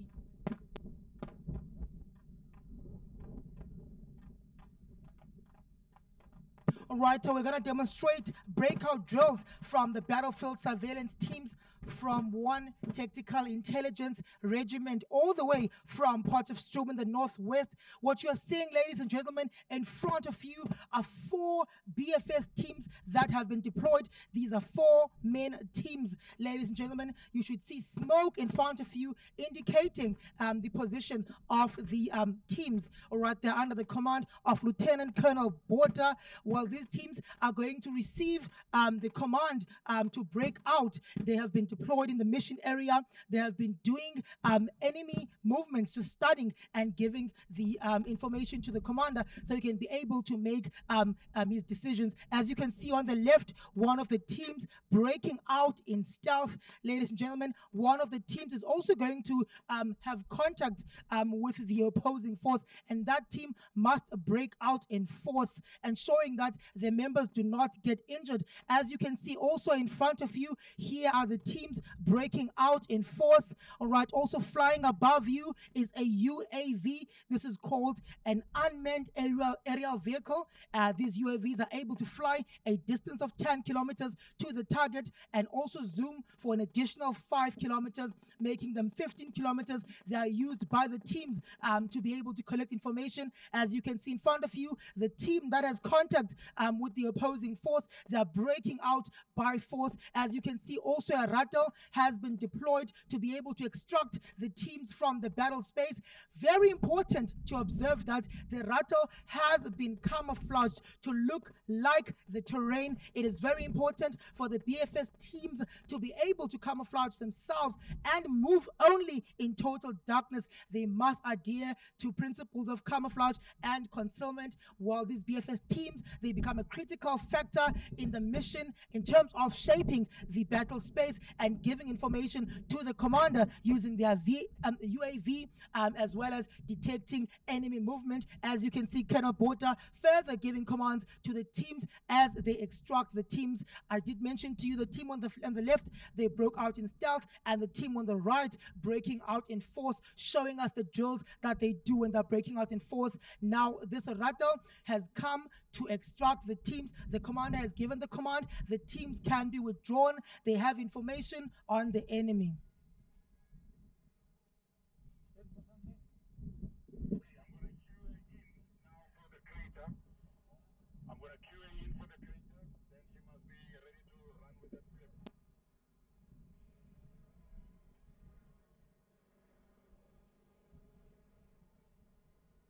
All right, ladies and gentlemen, this is 1 Tactical Intelligence Regiment demonstrating to us their BFS teams. Give them a round of applause. Do you see how well camouflaged that rattle is? That is BFS. Ladies and gentlemen, as we now start, we start with the real escalation of firepower, both indirect and direct. The Pride of Lions, the South African Army in action. As we start these activities, we are now going to ask our engineers to start off with battle simulation.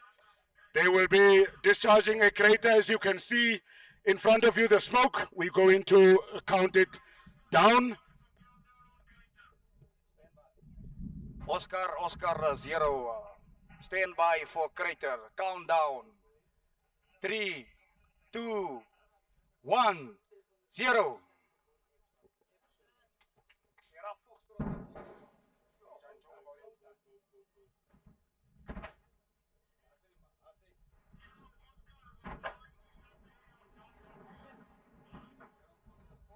Ladies and gentlemen, that marks the opening of hostilities in our area. From the right, we have got the direct fire support base for the special forces. This is to ensure that they can be committed in the deep area where they're doing interdiction in a safe environment.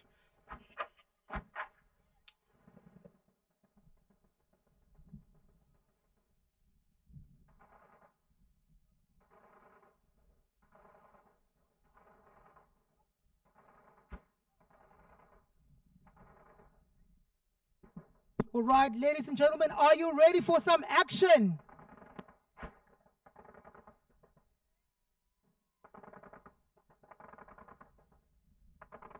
Sunshine, I think they're not ready. I did not hear that scream. Ladies and gentlemen, are you ready for some action?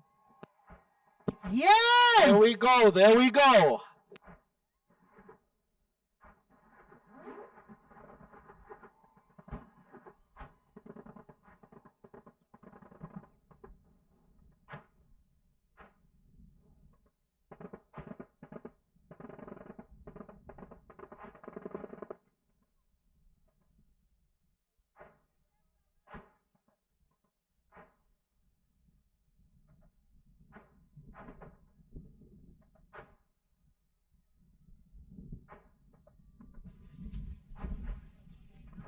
All right, ladies and gentlemen, can you spot the special forces coming with their hornets?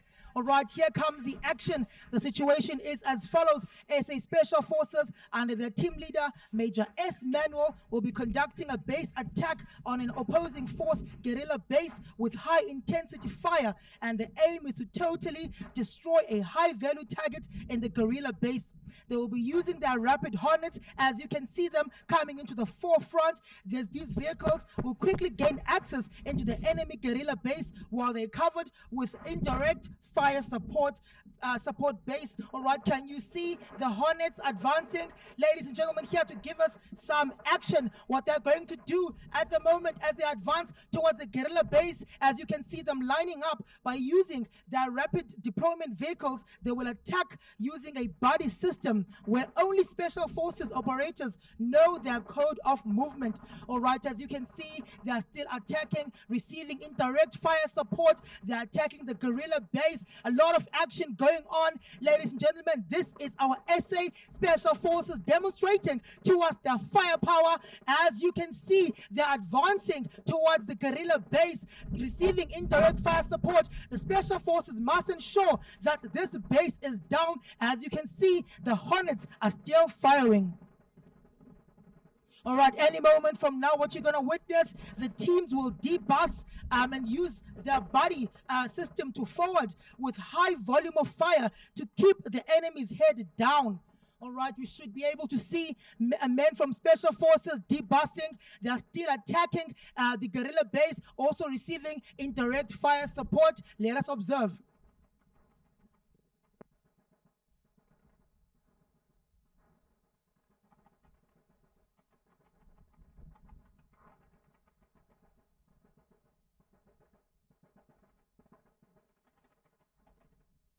All right, as you can see, ladies and gentlemen, the teams must debus. As you can see, they've already done that. They've debussed. They must body forward with high volume of fire to keep the enemy's head down. On the last line of the enemy guerrilla base, a breaching team with a bunker will charge to create a tunnel while maximum fire is being given. They will then penetrate the base and place charges and quickly withdraw. Let us observe those actions as they body forward.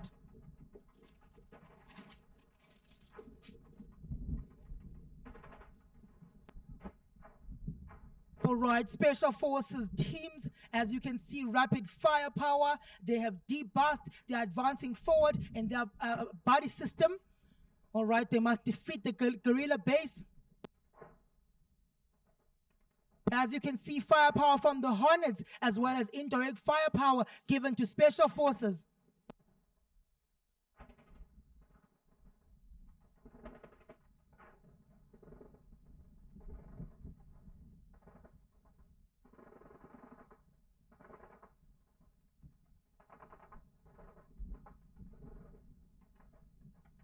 All right, as you can see, ladies and gentlemen, they're moving forward, penetrating the guerrilla base, still receiving fire support from the Hornets, as well as indirect fire support. As you can see, they're advancing forward. They're now defeating the guerrilla base. They're waiting for a further command.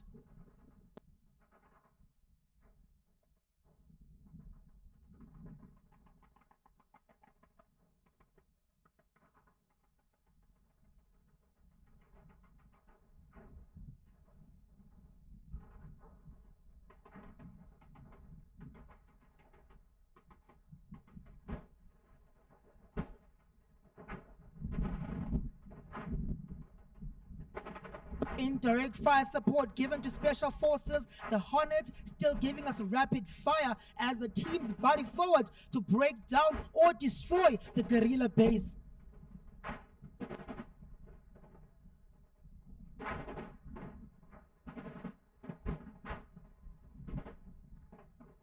This is SA Special Forces. A force indeed, a sunshine that you will not play around with. Absolutely, MJ. These guys mean business.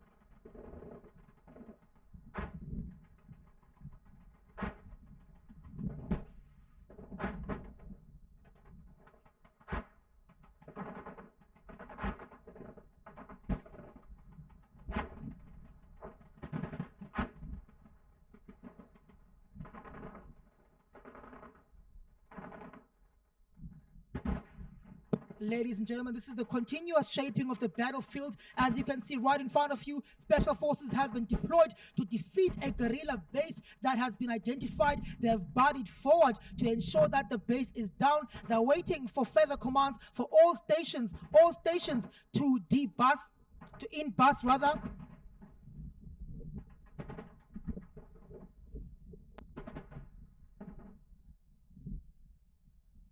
All right, the command has been given that all stations to in-bus, and the teams must withdraw back to the designated RV for reorganization. Can you see the move on their withdrawal? They are still maintaining maximum fire, which is given to guide the Special Forces team with a clean withdrawal until the team is in a safe area from the target. Can you see the teams withdrawing, but the firepower still maintained?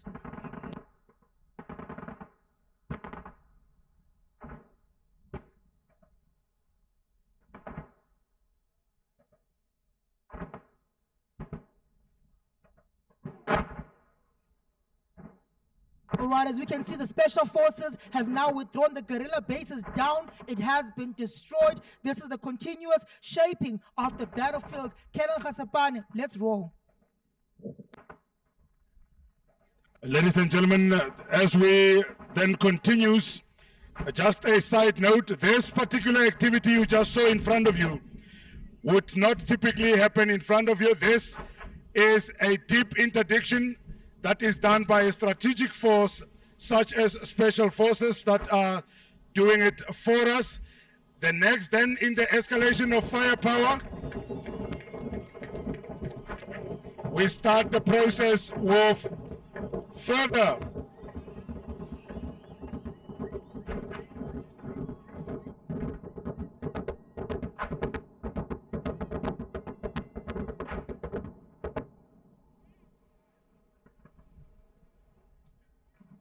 Sunshine, do you see the firepower today?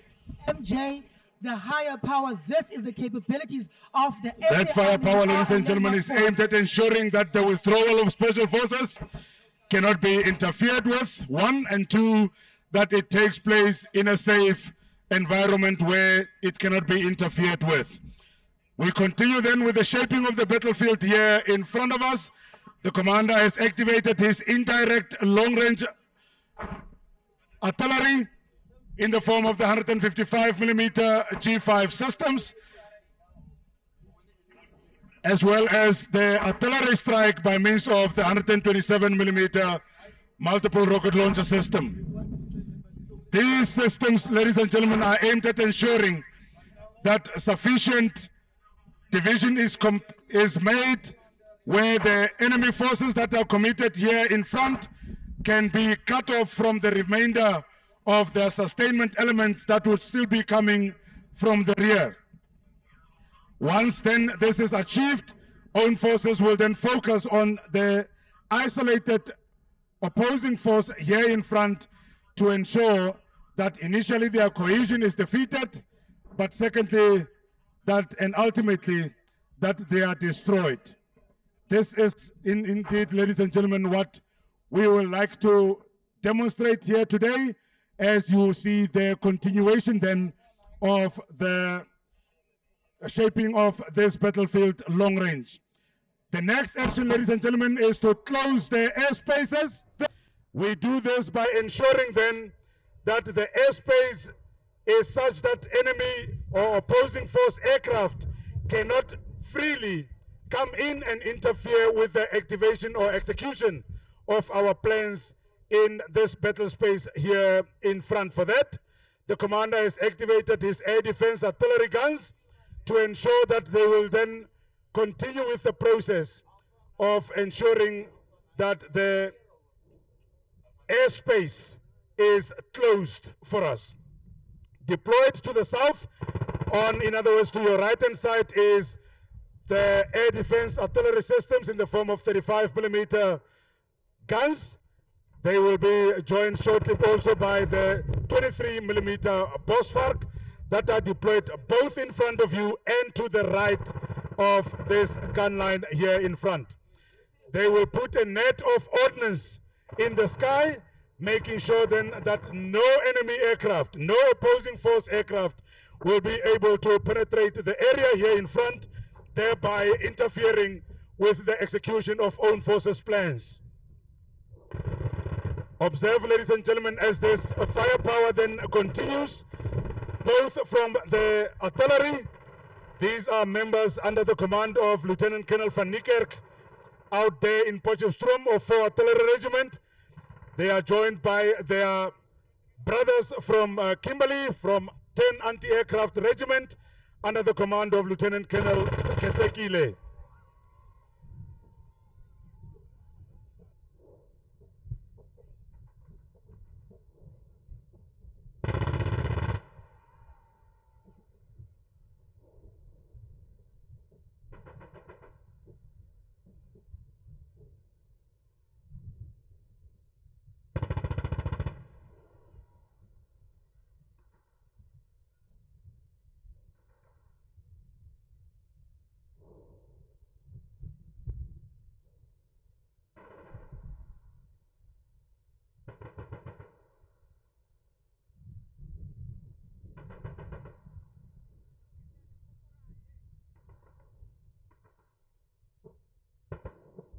Ladies and gentlemen, the escalation of firepower continues. The escalation of firepower continues. The purpose here is to ensure that once the battle space has been shaped in own forces' favor, we are then able to make contact with the opposing force that has been isolated, maneuver them into a predetermined killing zone, and thereby ensuring that we are then able to conduct the final destruction battle.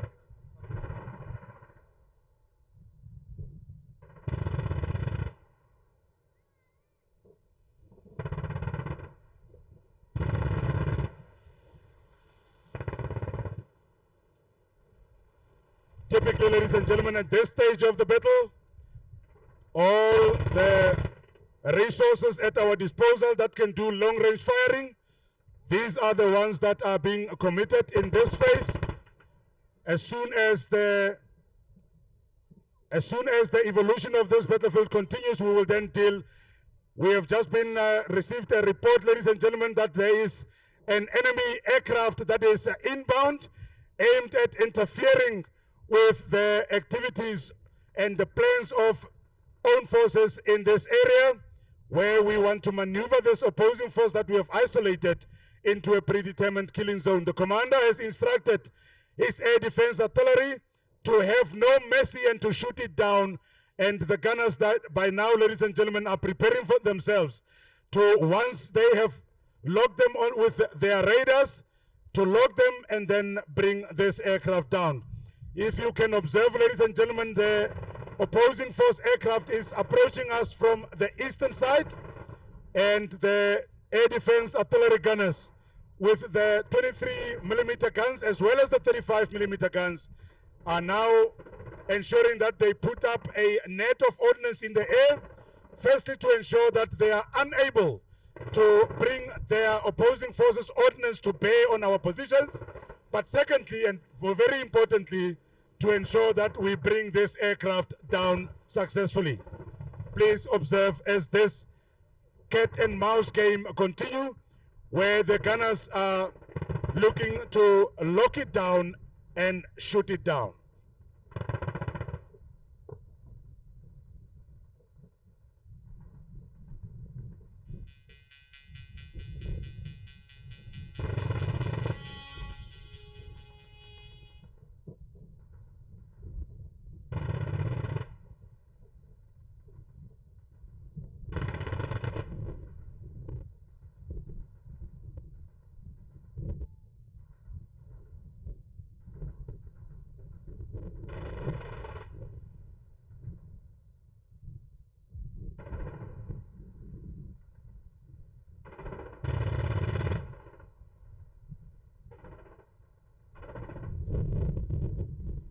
The opposing force aircraft is currently still out of range for the guns.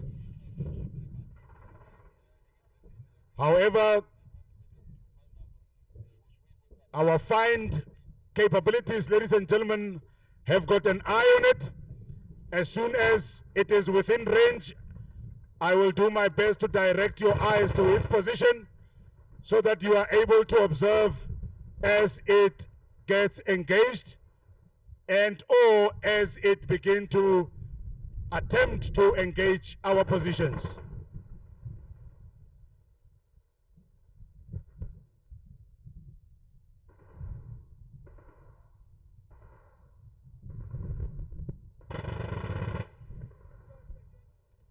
Ladies and gentlemen, the opposing force aircraft is visible directly in your 12 o'clock.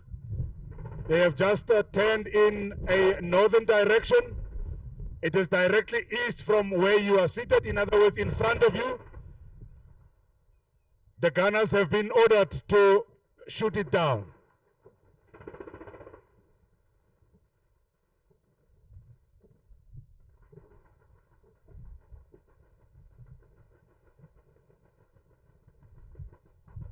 The 35mm anti-aircraft ammunition that we are using, ladies and gentlemen, the reason why you see those flashes in the distance, this is because this ammunition have got a self-destruct capability, making sure that once it is beyond its apex point, it is able to self-destruct, thereby not leaving any danger to the area where it lands after its job has been done or not.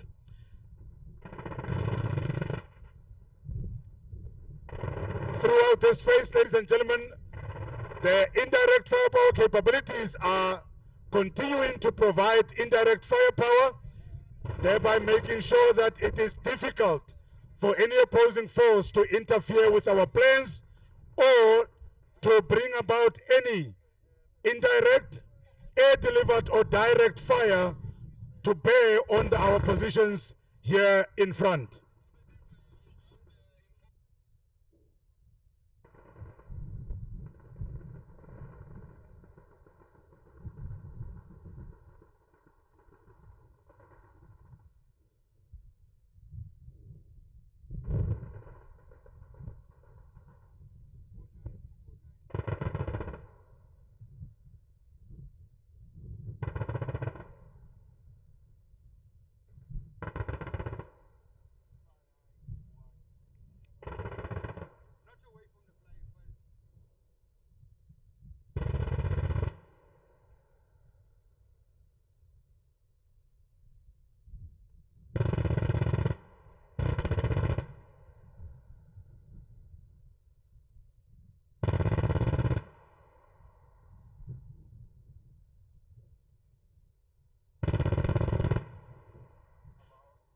Ladies and gentlemen, as we continue, the commander has activated both his 155 long-range artillery as well as his M5 mortar systems.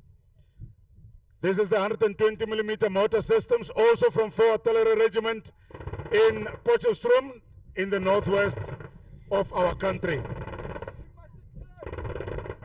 Ladies and gentlemen, you can see the enemy aircraft approaching.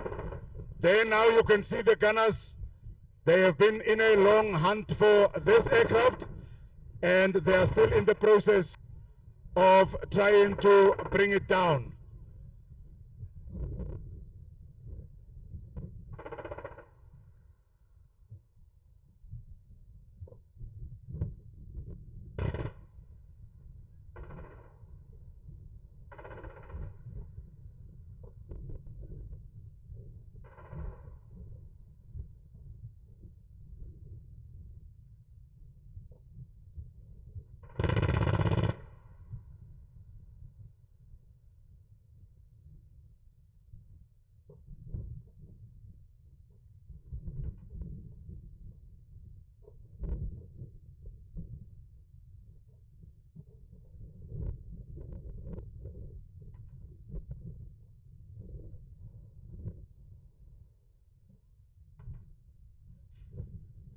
Ladies and gentlemen, the shaping of the battlefield has been a success.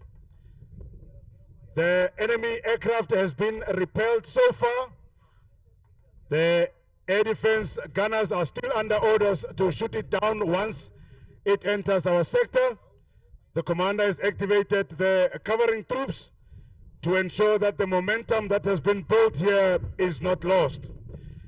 The covering troops, ladies and gentlemen, are led by the 76mm Rooikat armored cars. These are members of 1 Special Service Battalion out in Bloemfontein under the command of Lieutenant Colonel Matolo.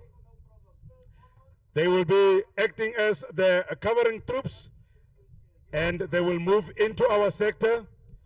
They will break 90 degrees left, and they will then continue with their march to ensure that sufficient contact is made and maintained with this opposing force in order then to begin the process of maneuvering them successfully to the predetermined killing zone. To the flank of these armored cars, ladies and gentlemen, we still have got Captain Zebula, who has got our eyes and ears on the ground, and I'm now going to request her to please give us a report of what she can physically see on the ground. Captain Zebula. All right, ladies and gentlemen, what we can see on the ground right now are armored vehicles. These are Rooikat. They are the covering troops. They must make initial contact with the enemy and maintain contact to keep the enemy heads down. This will be conducted in stop bounds, as the fire plan will also be provided by artillery. So they must make initial contact, maintain the contact, fight back on stop bounds as supported by the artillery. Let us observe.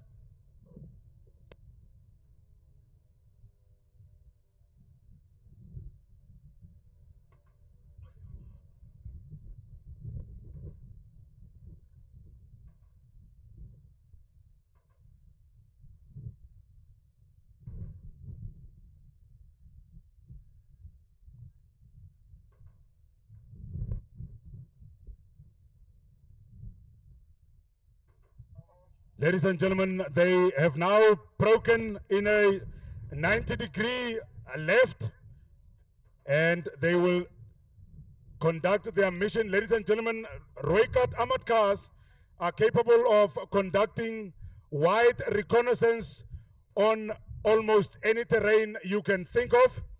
They are armed with a 76mm quick firing gun, capable of making a limited stand once they can make contact with an opposing force.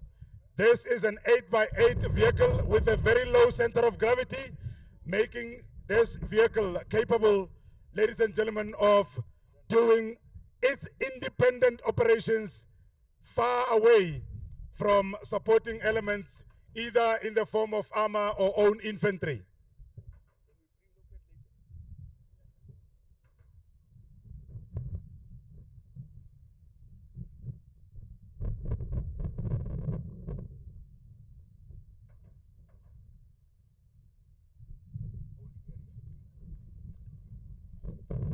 The covenant troops, ladies and gentlemen, have been given sufficient intel with regards to the force that is approaching us in this area. Their purpose is to do wide reconnaissance, locate them, make contact with them, and start maneuvering them with fire. As soon as they have made contact, they will, for a limited time, be able to ensure that, and as I speak, ladies and gentlemen, contact has already been reported on the right-hand flank, in other words, the southern side or your right-hand side as you are seated right now.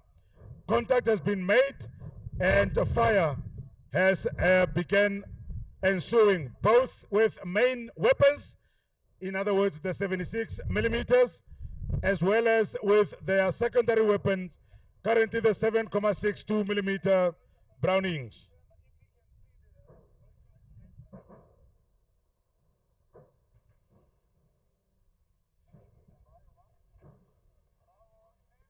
They will make contact, ladies and gentlemen, after which they will then maintain that contact to ensure that they can keep the enemy or the opposing force interested.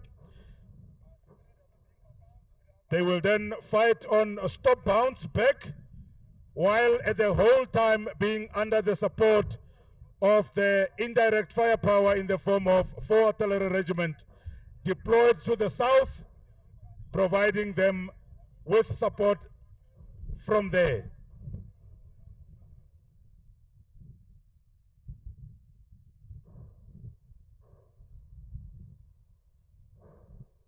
Ladies and gentlemen, the composition of the forces that you are going to see here today as the infantry, mechanized infantry begin to approach in front of you from the north. This is thanks to the realization that we are testing, assessing and verifying of the vision of our chief, the chief of the South African Army, Lieutenant General Mbata, in whose vision we received the command for the establishment of these modern brigades that we are now exercising here today. We have got 5 of these modern brigades. We have got the motorized modern brigade under the command of Brigadier General Sikina. We have got the mechanized modern brigade, elements of which you are seeing right now in front of you, under the command of Brigadier General Manchiani. Earlier on, with the airborne part, you saw the elements from the airborne modern brigade under the command of Brigadier General Mkula. And embedded in all these brigades are the reserve elements from the reserve modern brigade under the command of Brigadier General Lategan. When we started with the unrest situation, the elements that you saw operating there were elements from the light modern brigade commanded by Brigadier General Sereko. We are now, ladies and gentlemen, at the pinnacle of our force preparation cycle, where we are now we have just culminated with the verification of the combat readiness of the South African armies as a whole, and we did it within the auspices and confines of these 5 modern brigades that I just mentioned. Mechanized infantry, once the covering troops have reported that the hard and point targets in front have been destroyed, mechanized infantry will then come in, as you see them immediately turning 90 degrees left. Half integration will then ensue with the armored cars, after which then full integration will take place.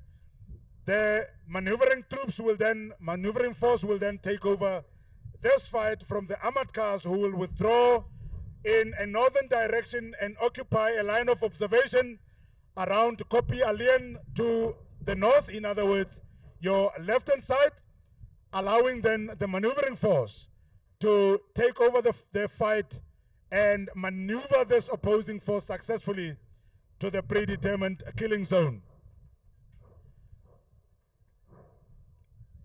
The composition of this maneuvering force, ladies and gentlemen, as you will see, 2 lines in front will be your 90mm quick firing guns. These are the anti-tank capability of mechanized infantry.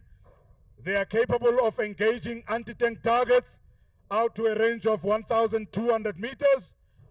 Alternatively, ladies and gentlemen, they are capable to engage targets out to a range of 2,000 meters utilizing the normal high explosive rounds. Half integration has been ordered and it is in progress. Very shortly, the commander will then order them to fully integrate, thereby ensuring that they are able to take over this firefight from the covering troops. The maneuvering force, ladies and gentlemen, are members of 8 South African Infantry Battalion stationed out in Uppington in this province that we find ourselves in, the Northern Cape. They are under the command of Lieutenant Colonel Joseph. However, the force that is operating here in front of you is commanded by Major Abrams.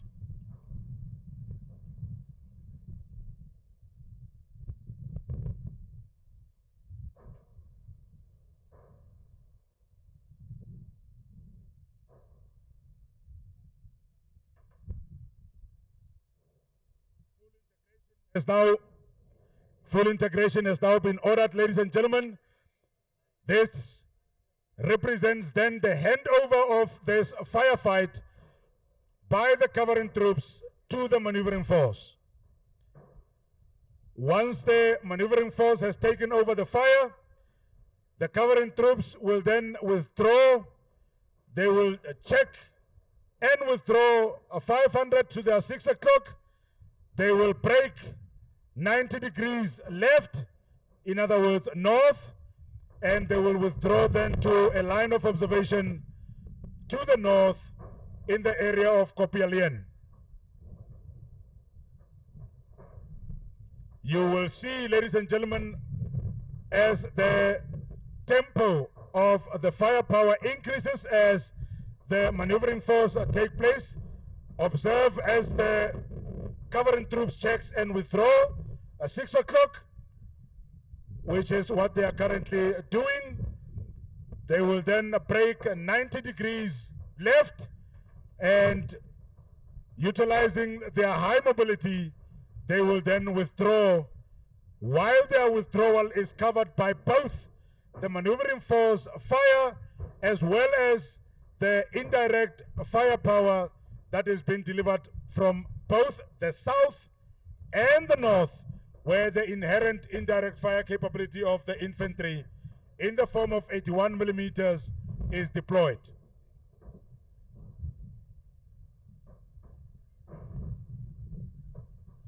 The maneuvering battle, ladies and gentlemen, will now commence in full swing.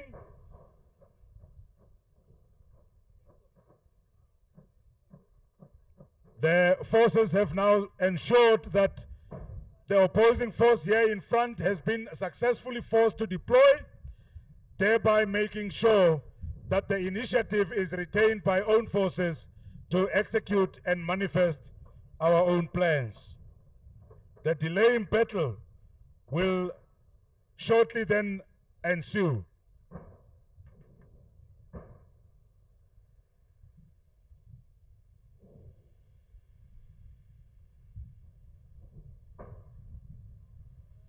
The commander has integrated the elements of his own inherent indirect firepower, making sure that as soon as artillery firepower becomes unsafe, there is maintenance of indirect firepower support from his own inherent capabilities in the form of the mortar systems, 81 millimeters.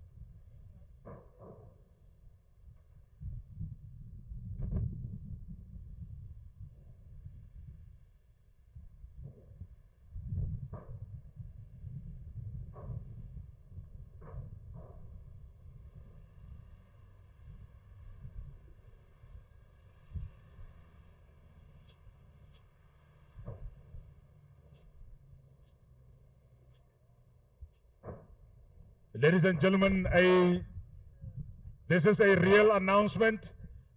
Can we get the AMET doctor to report urgently to the helipad? The AMET doctor to report immediately to the helipad, please. The helipad is at the back of the hill, in other words, behind you or to the west. This is not simulated.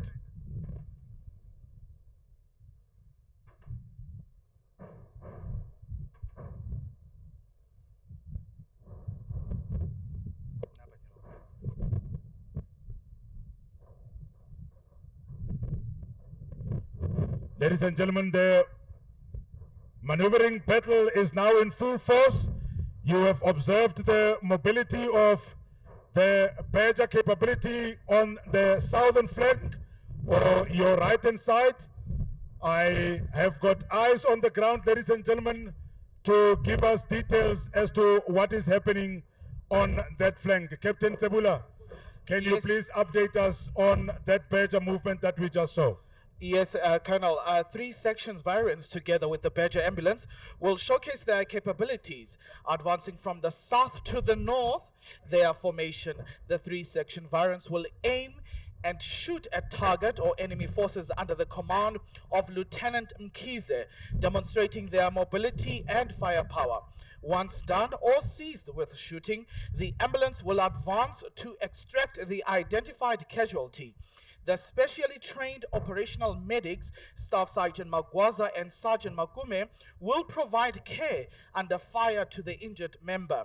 Quickly and safely, they will extract the patient using a safe mobilizing technique, manage life-threatening condition like a catastrophic bleeding, mobilize and load the casualty in the ambulance, then egress out of the firing or red zone. As you can see there, the Badger ambulance will evacuate the patient to the safety zone for further management. The Mfezi ambulance will then take over the patient from the Badger crew via the handing and taking over method. Then the Mfezi will then transport the patient to the medical establishment, while the Badger ambulance will regroup with the rest of the Badger variants.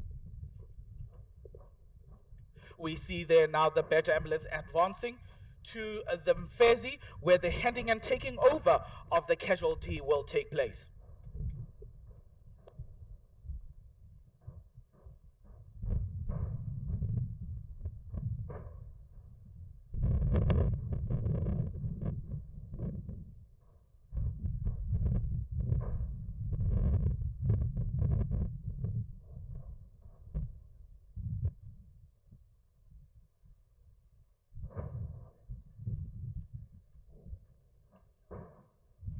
Now, the Mfezi ambulance is a 17 metric tons armored vehicle capable with withstanding landmines under any wheel and 2 TNT under the hull.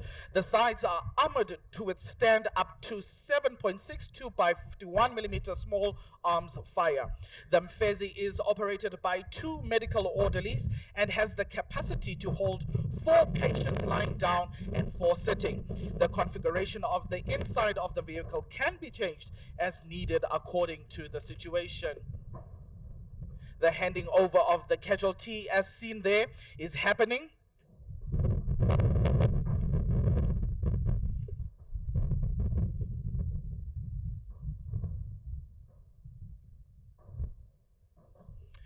With the history of the Mfezi, it replaced the Wrinkles armored ambulance at the end of the Angolan Bush War, although it is believed that one Mfezi ambulance was operationally tested in Angola during the closing stages of the Bush War. We see now the casualty has moved from the Badger ambulance now into the Mfezi ambulance, while the Badger ambulance is advancing back to the battle zone.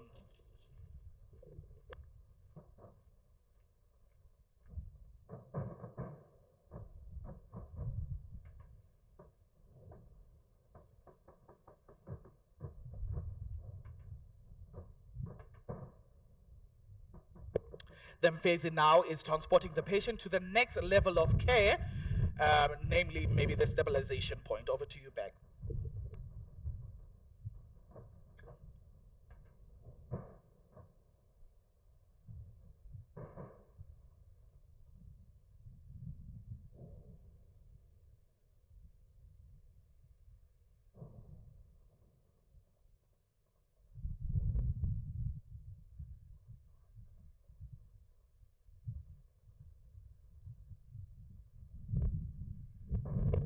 Over to you, Victor.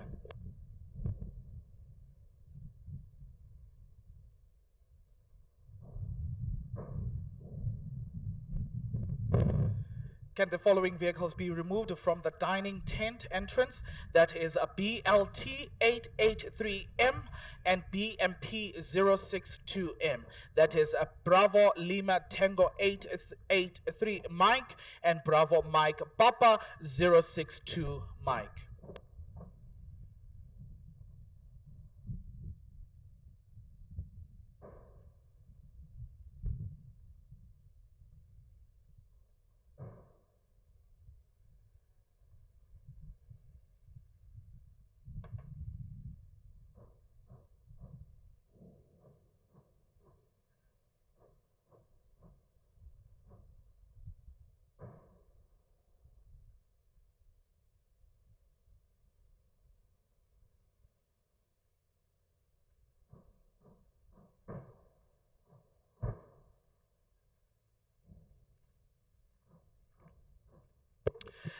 The demonstration of the mobility and firepower still continues as we see the Mfezi armored vehicle moves back to the stabilization post where the Badger ambulance is still in place and firing.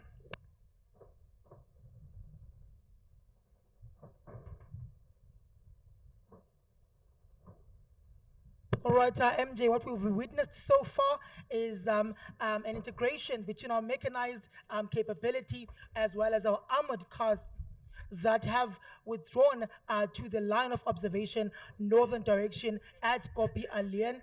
All right, we also saw the manifestation of the battle, the maneuvering battle. Also, we have seen the main force engaging in a delaying battle up to so far. We've also seen the deployment of the badges that gave fire support and evacuation of a casualty.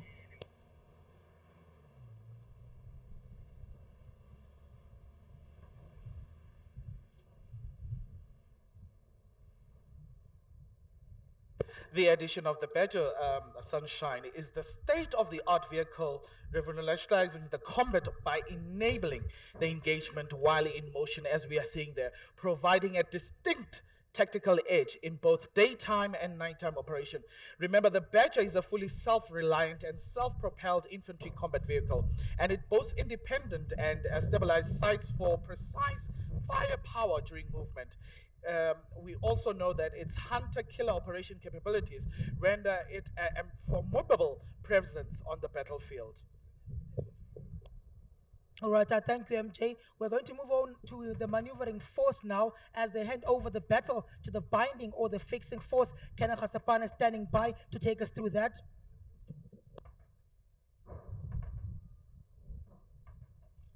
Ladies and gentlemen, you can observe then in front of you the commander has ordered his maneuvering force to check and then withdraw. The opposing force has been successfully maneuvered to where own forces want them, or the commander wants them to be. This will start, ladies and gentlemen, with the members of the mechanized force. First withdrawing, 6 o'clock, their position, 500. They will also then break 90 degrees to the north, and as they withdraw, they will then, their movement will be covered by the Badger capability that is on the southern flank or the right-hand side. This is because of the ability that the Badger has to fire accurately on the move. They have been ordered now to withdraw, and as they withdraw, the Badgers will join them. However, you will be able to observe, ladies and gentlemen, the Badgers will continue to fire while in the withdrawal. They will continue to bring firepower to bear, utilizing their main weapon. This is from their 30mm Denel Chem gun, as well as from their secondary weapon, which is in the form of a 7.62 millimeters. The withdrawal is now in a full swing. Communication is taking place now between the maneuvering force as well as the fixing force that is dug in defensive positions here in front of you.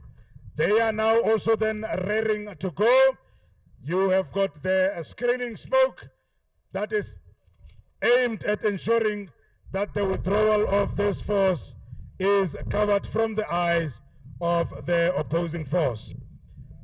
The fixing force has been ordered to report ready.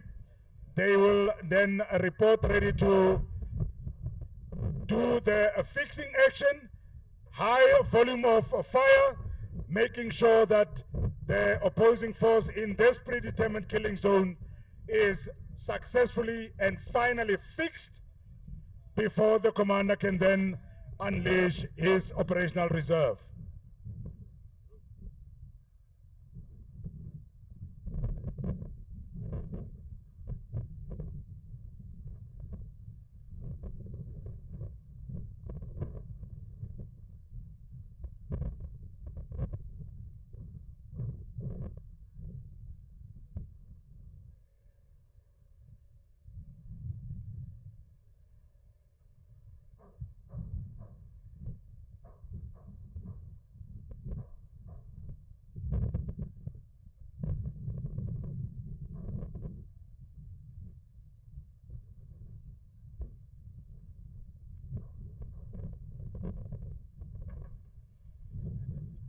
Ladies and gentlemen, this movement or this withdrawal then of the maneuvering force is under the cover of the direct weapons from the Badgers as well as indirect weapons from the inherent indirect capability of the infantry, which is the 81 millimeters.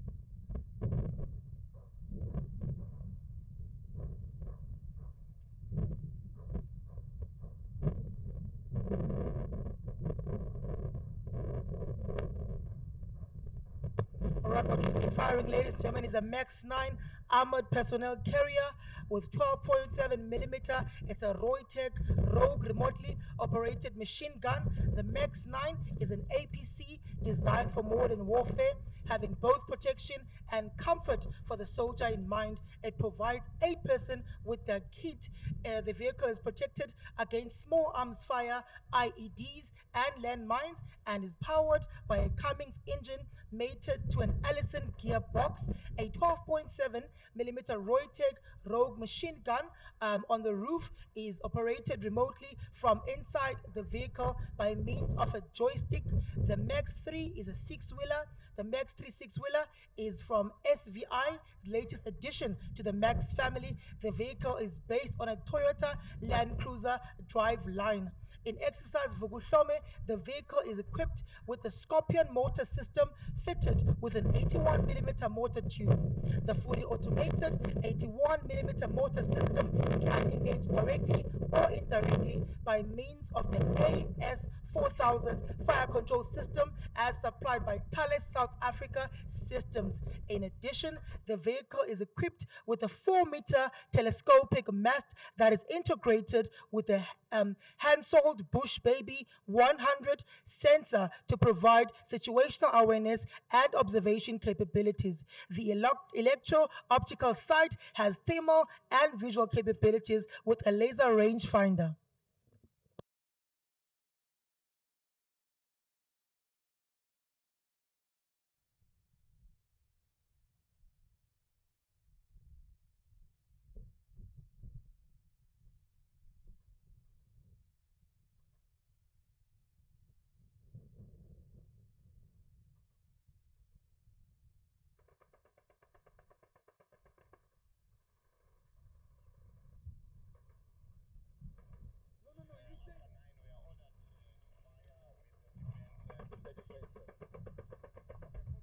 Ladies and gentlemen, the fixing battle has now commenced. The members that are deployed in the defensive locality here in front are members from 121 Battalion under the command of Lieutenant Colonel Ranaka. They are supported by artillery as well as their mortars, and they have got incorporated with them elements from the South African industry in the form of the vehicles you saw earlier, the Springbok, as well as the Springbok from DCI, our partners in the industry, as well as SVI with the Max 9 deployed on the southern flank.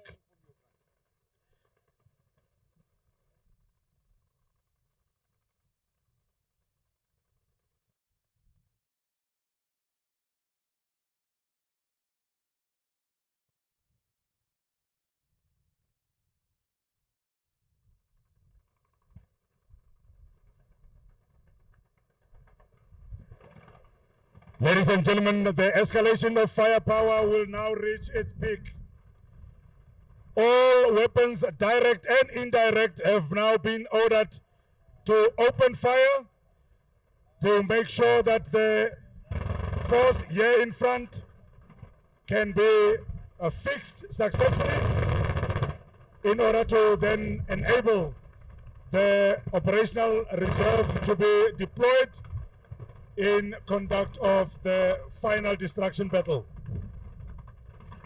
If we take on the gun line from north to south, on the extreme northern side of the gun line, you have got air defense artillery systems, 35mm guns. Their purpose is to ensure that no interference from the air is brought to bear on this defensive position.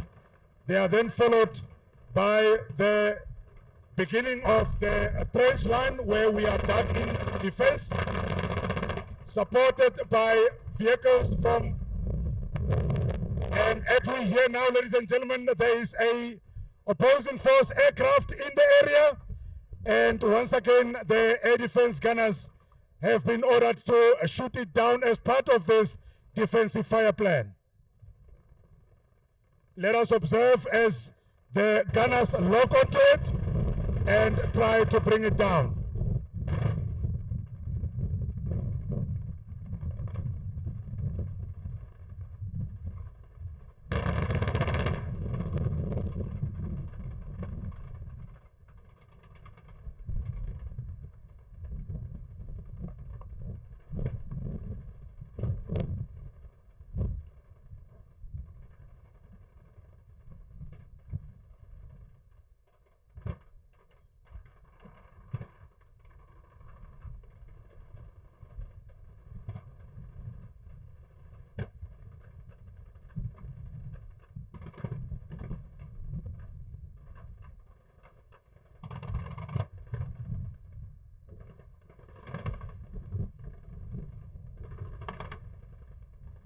Well, Sunshine, just to remind the people that the Max 9 that is participating here today in a direct fire support base role in the exercise is a 12.7 millimeter RETAG Rogue Light remote weapon station machine gun that provides a high rate of fire towards the enemy. And that's what we're witnessing today.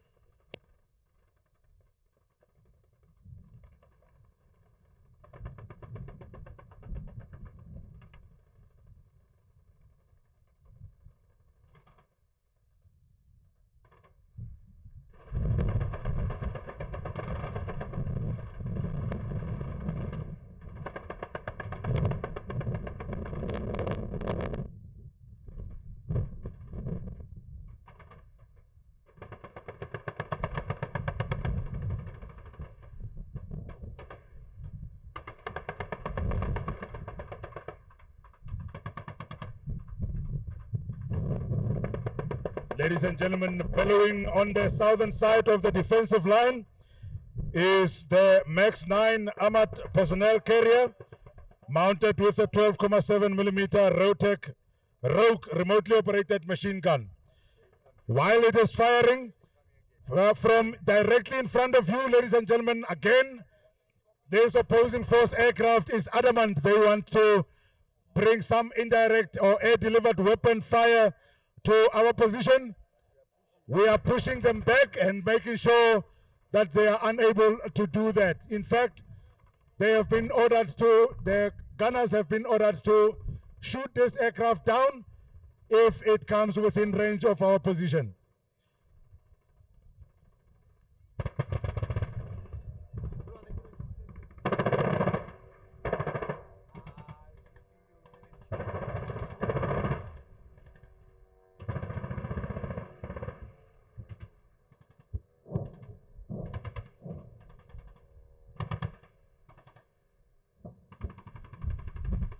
The opposing force aircraft has been repelled successfully for now.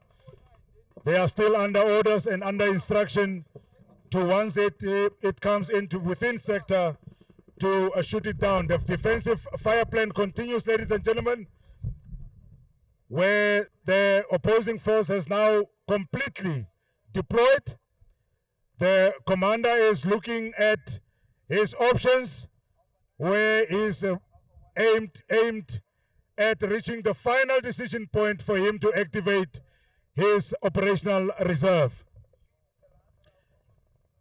The situation for now remains tactically not opportune yet, and the commander has decided to hold on with that decision, and instead there has been an identification of some elements of hard and point targets that are still observed, and some interference, particularly from the air, that is still possible. The operational reserve, therefore, ladies and gentlemen, has been ordered to creep in. You will see that they are coming in from both the north and the south. They will be led by South Africa's mainstay of direct firepower from one South African tank regiment out in Bloemfontein, under the command of Lieutenant Colonel Dalton. Ladies and gentlemen, this is one South African tank regiment. This is the South African Army's main battle tank, the Oliphant. It is armed with the 105 millimeter quick firing gun, and they are approaching from both ends in the form of a double envelopment. They will shortly reach their pivot point in the center, and you will see as they are coming in and rolling in, the defensive fire plane's fire is also ceasing with them as they roll to the center. Half integrated parallel to the tanks is once again members of 8th South African Infantry Battalion in Rattle 20s. They are also armed with the 20 millimeter quick firing gun, and these are members of 8th South African Infantry Battalion out in Upington here in the Northern Cape Province. As they come in, ladies and gentlemen, the tanks have already started engaging with the opposing force on the objective here in front, thereby making sure that the heads remains deployed and down to enable then the final destruction of this force here in front. You will see that the infantry is already half integrated with the tanks, the purpose of which is to ensure that maximum fire integration can be achieved at a shortest possible time. As they then find the pivot point, they will break left and right 90 degrees, and they will then continue with the firing, utilizing both their main and secondary weapons. This, ladies and gentlemen, is the final destruction battle. The main weapons are in the form of 105 millimeter. That is the main weapon of one South African tank regiment on the Elephant main battle tank. This is the mainstay of our direct firepower.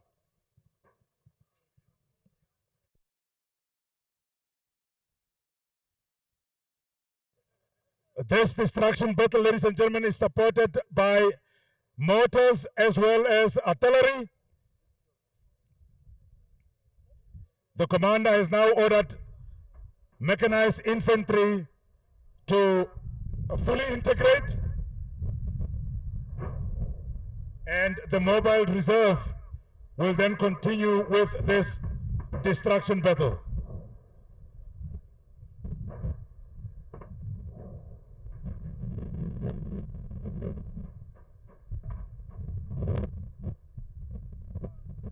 Ladies and gentlemen, that no mistakes takes place.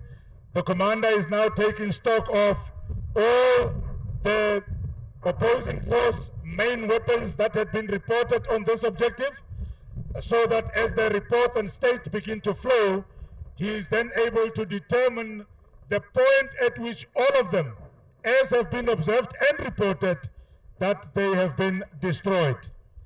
Those reports are continuing now on the command net, and as this battle continues, take note of the indirect firepower capability coming in from the northern side, in other words, your left, as well as from artillery deployed currently to the south or your right-hand side.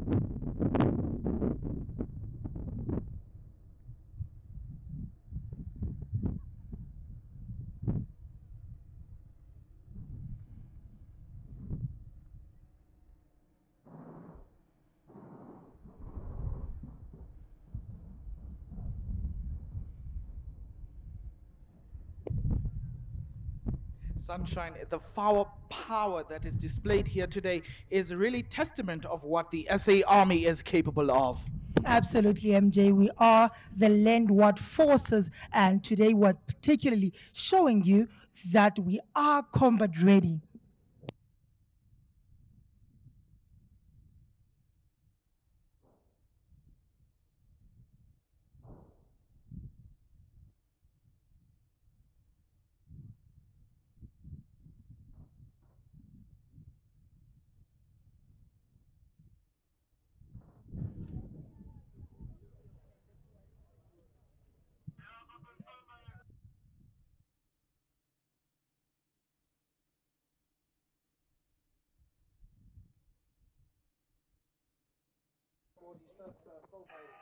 Ladies and gentlemen, as we then continue with this final part of the destruction battle, the elements in front are floating so that the commander can then determine the safe line for his indirect firepower.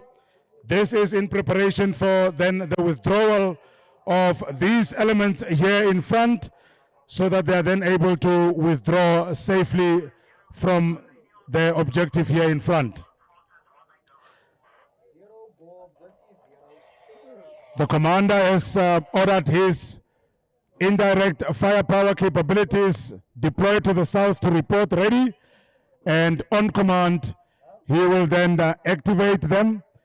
At the same time, ladies and gentlemen, the commander also put on standby his anti-aircraft capabilities to ensure that as the forces withdraw, they are not at their most vulnerable for interference from air-delivered weapons.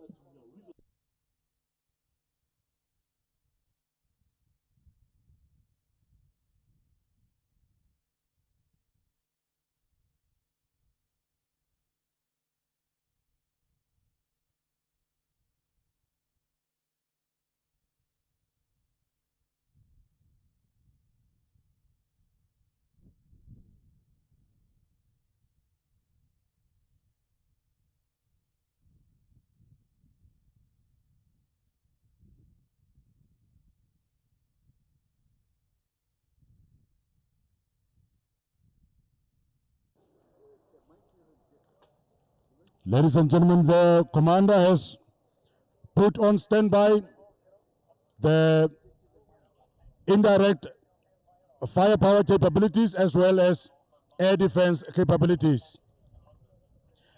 The members deployed in this operational reserve have been ordered to once again ensure that weapons have been made safe. They need to do the declarations as they are going on now to confirm that all weapons are declared empty and safe. Once that has been achieved, then the withdrawal will take place. If necessary, ladies and gentlemen, we have got elements of this force that is deployed in front of you, capable of making sure that at any given time, they could deal with any interference that could be brought to bear on our position, particularly during our withdrawal. For that reason, you will still experience from the south the artillery fire, and from the north, we still have got our infantry indirect capabilities still deployed.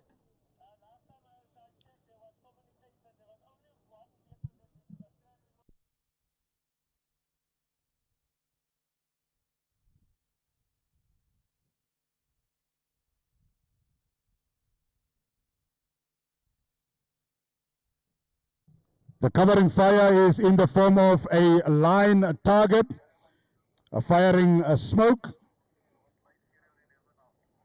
thereby screening then the withdrawal of own forces.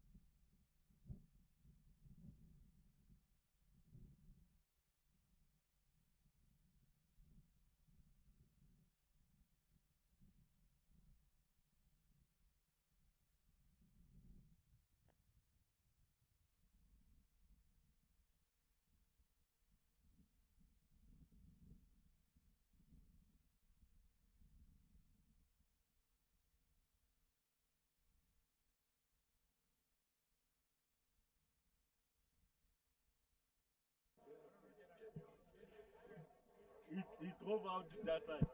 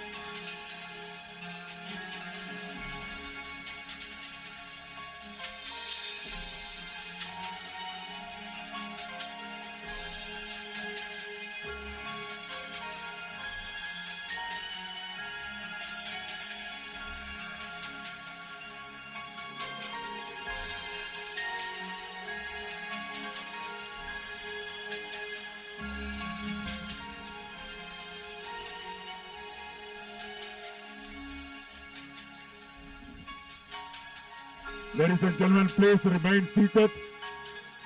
Ladies and gentlemen, please remain seated as we mark this withdrawal of the operational reserve.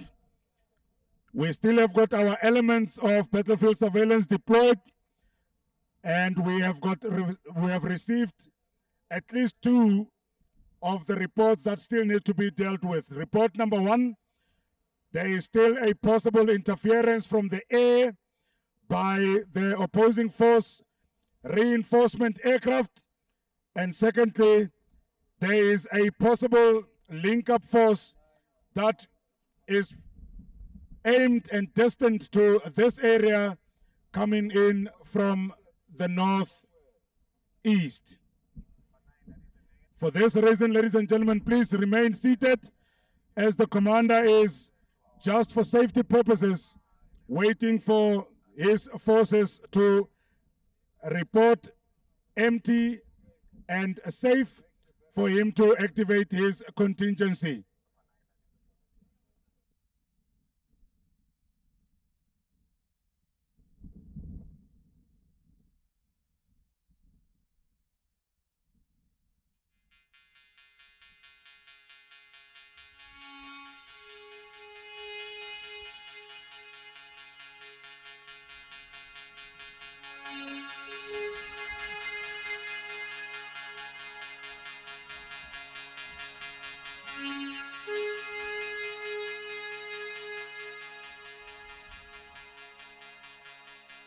Ladies and gentlemen, there is a confirmation of a linking up force approaching from the northeast. This particular force is a force of around a company strength as reported. The commander has determined a point in the north where he will want to interdict them, thereby ensuring that no interference will take place here in front. It is further reported, ladies and gentlemen, that they have got a support of a fixed wing, a fighter jet that is yet to be confirmed as to what type it is. To that effect, the commander has also activated and kept his air defense capabilities on standby.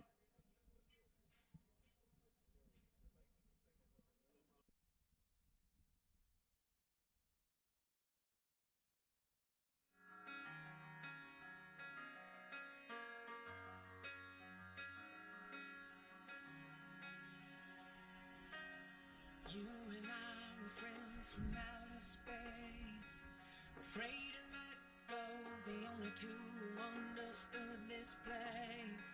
And as far as we know, we were way before our time, as bold as we were blind, just another perfect mistake, another bridge to take on the way of letting go. The saying goodbye, this is just where love goes, when words aren't warm enough to keep away the cold. Oh no, the saying goodbye is not where our story ends. I know you can't be mine, not the way you've always been. As long as we've got time. Ladies and gentlemen, the commander has activated his indirect fire capability from the south to the north, utilizing the 127mm multiple rocket launcher system. An artillery strike has been ordered to a point that we will be just south of that fire that you see in front of you, to slightly to your left. The 127mm multiple rocket launcher system has been ordered to deliver an artillery strike to finally cut off this force and ensure that own forces plans prevail. They reported ready and they have been ordered to fire. Please observe, ladies and gentlemen, from your right as those rockets are inbound.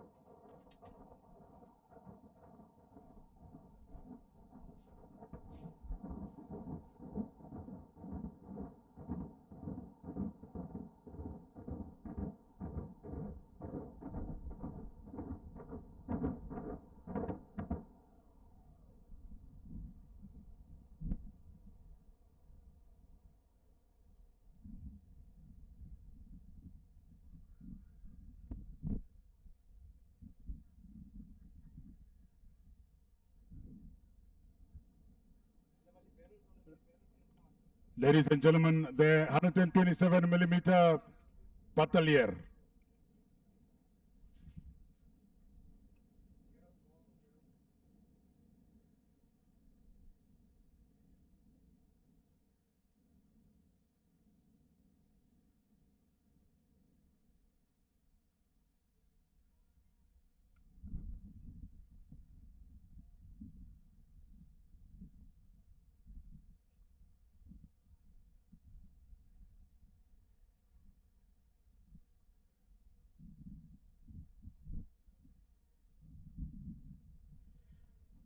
Ladies and gentlemen, that brings us to the end of the program for this afternoon. Please remain seated and listen to the following announcements. We are going to, ladies and gentlemen, as I was talking, once again there is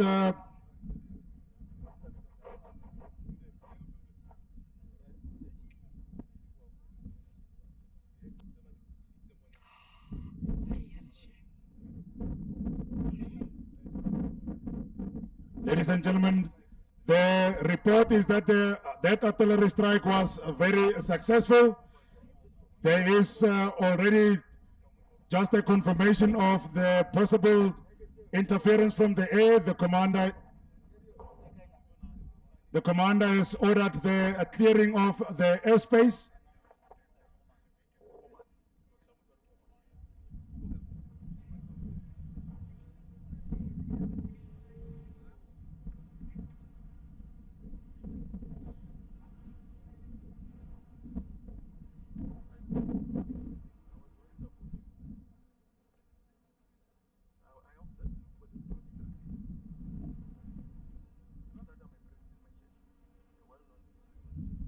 Following announcement, ladies and gentlemen, as we continue, all of the military personnel that are here on the hills and on the stands to form up in front of the main stand, to form up in front of the two marquee tents, and for the mechanized columns to then form up directly behind them.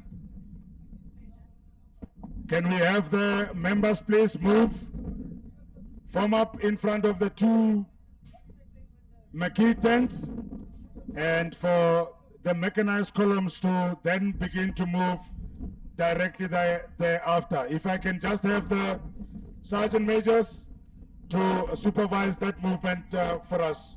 Thank you. All sergeant majors, RSMs, the signal RSMs, you know your position.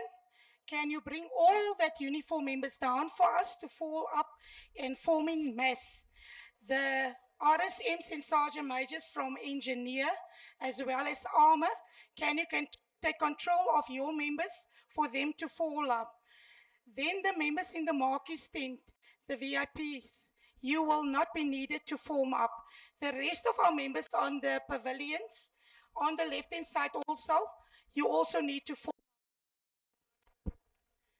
Sergeant Major Kennedy, if you can fall in and start with forming up members in mass. Thank you.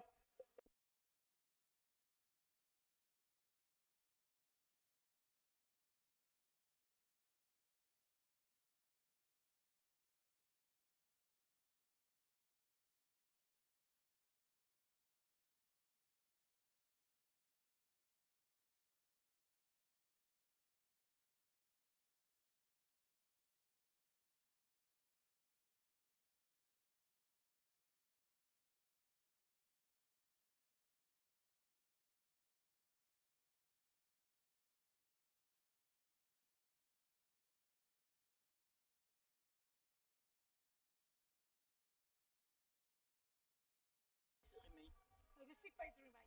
The sick bays remain. The members on the hills, can you come down? You form part of the soldiers that will form up in mess. Can we make this quick? Let us make it 10 minutes that we will be formed up. Both sides of the hills.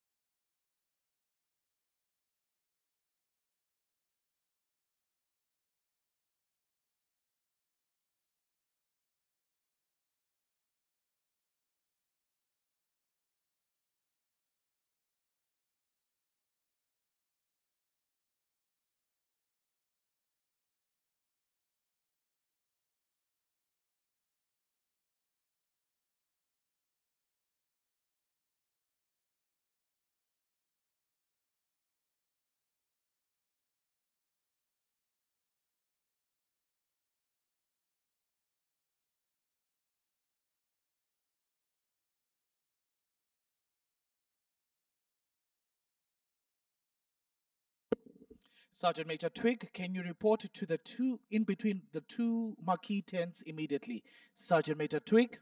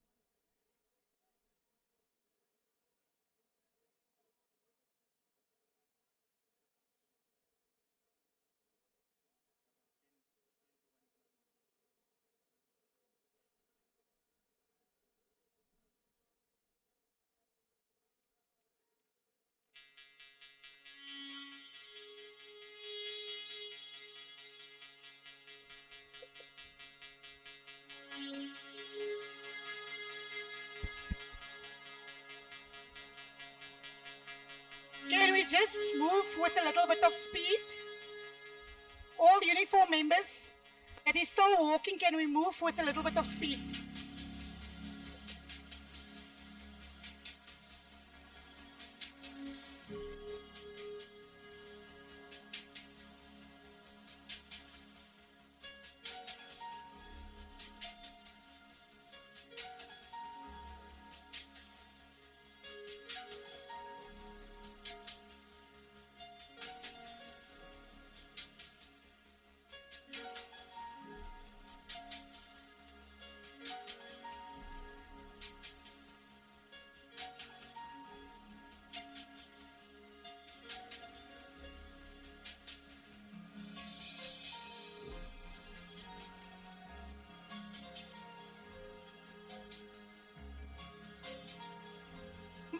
The members on my left hand side, can you move faster?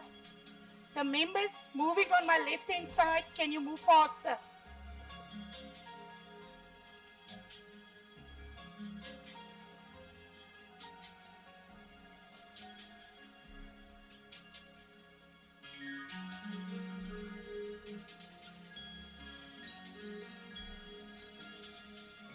One, two. 1, 2.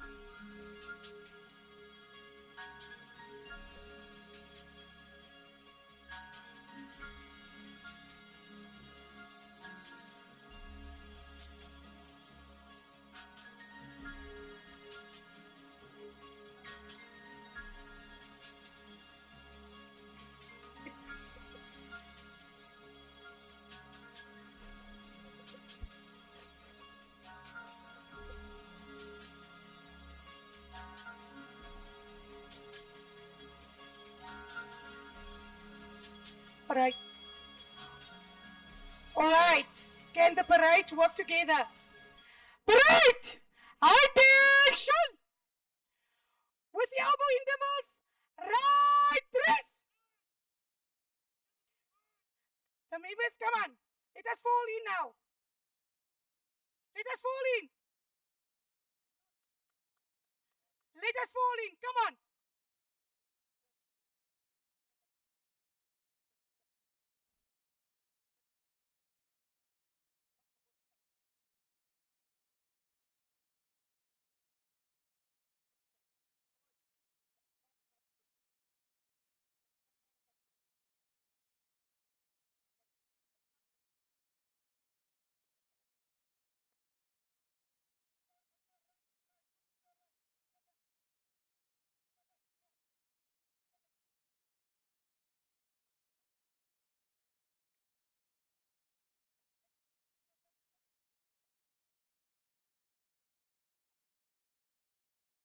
Can the members move faster?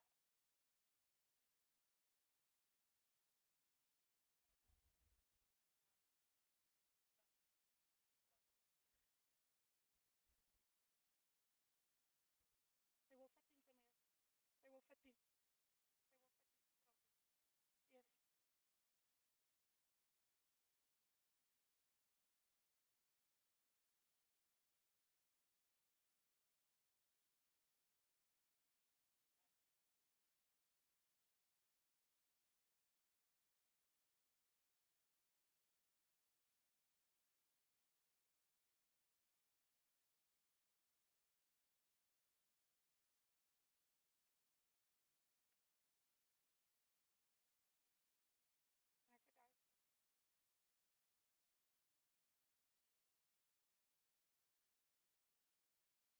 Eyes front. Standard is. Stand easy. The members can be falling now.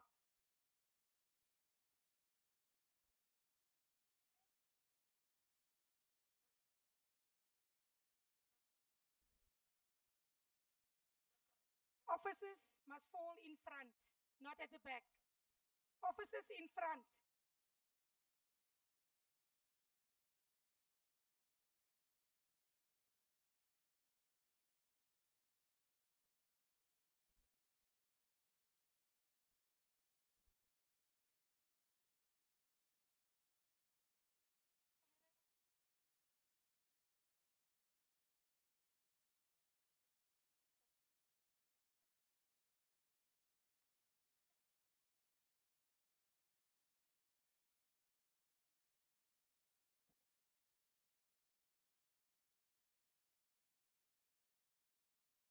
Can we move faster?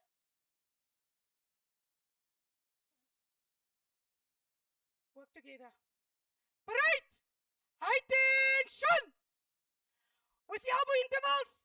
Right wrist.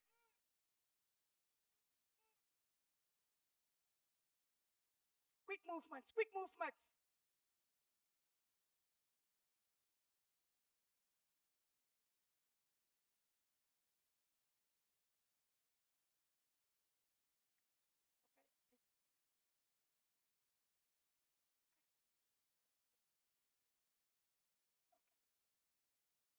Eyes front.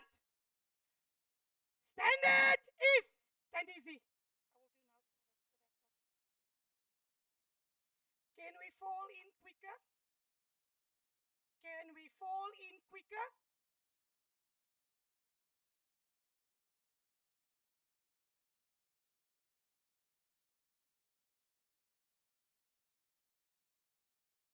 Samayura, can we take charge of the latecomers? Up the parade.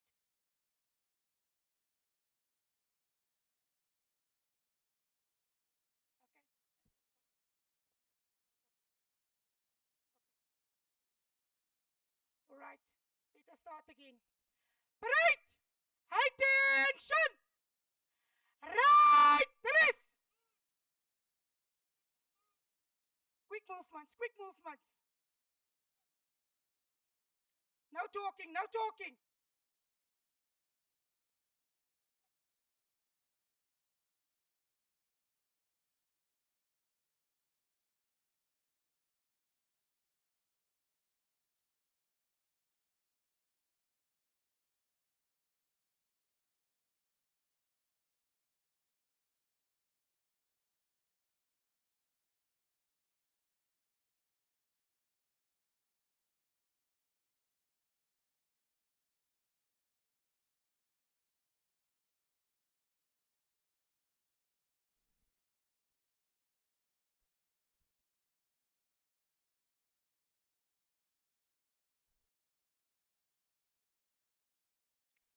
members that are coming in, can we run to our position? Quickly.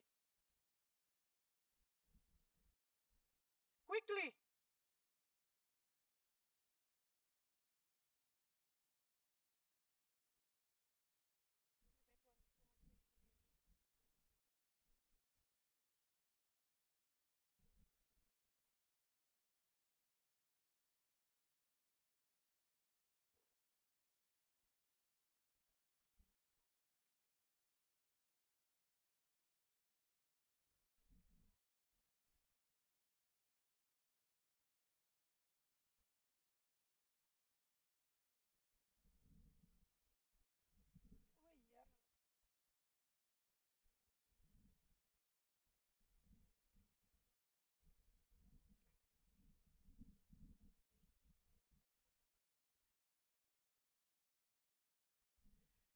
Samir Kennedy, can you just sort out the space there at the back, in the middle, there by you?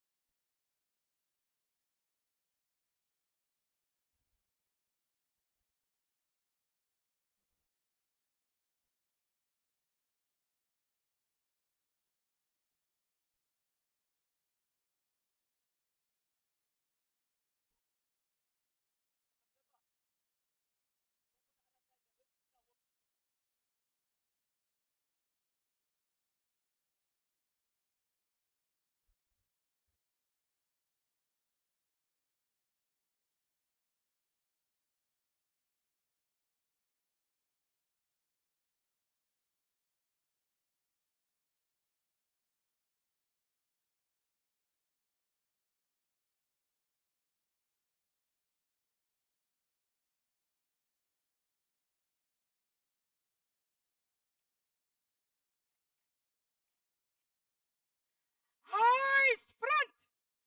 Standard east. Stand easy.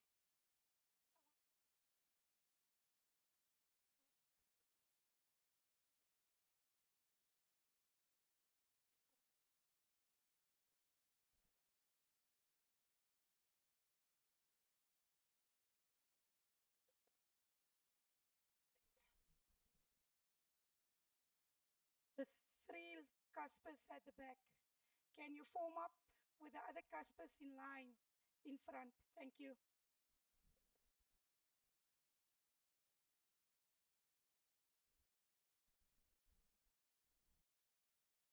RSM Isaacs, can you get for me the cuspers that is at the back to join this ones in front?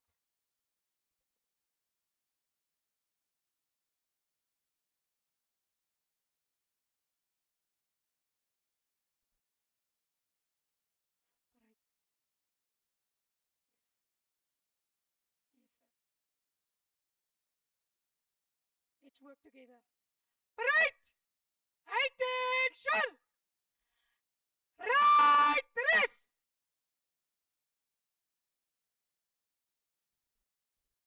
Swift movements.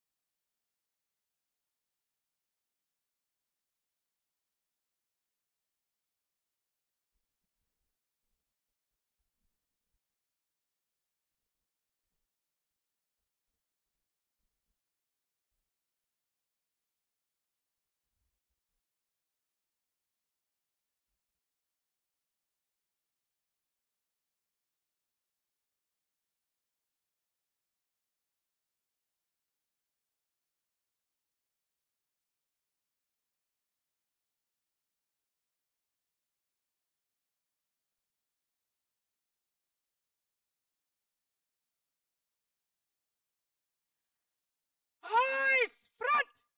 Standard is. Stand easy.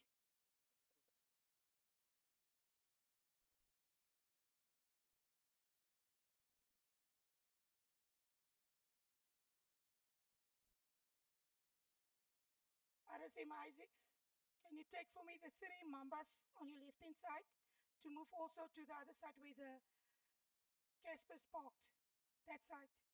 Quickly.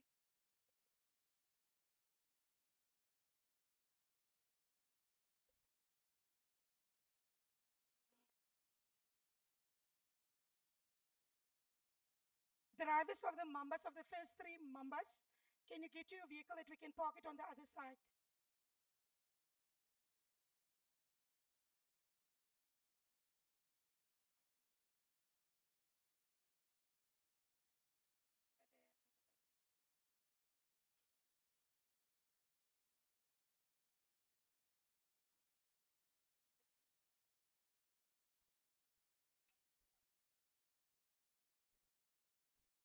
At 3. Yes. The first 1, 2, and 3.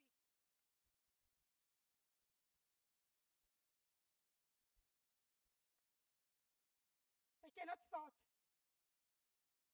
Say again.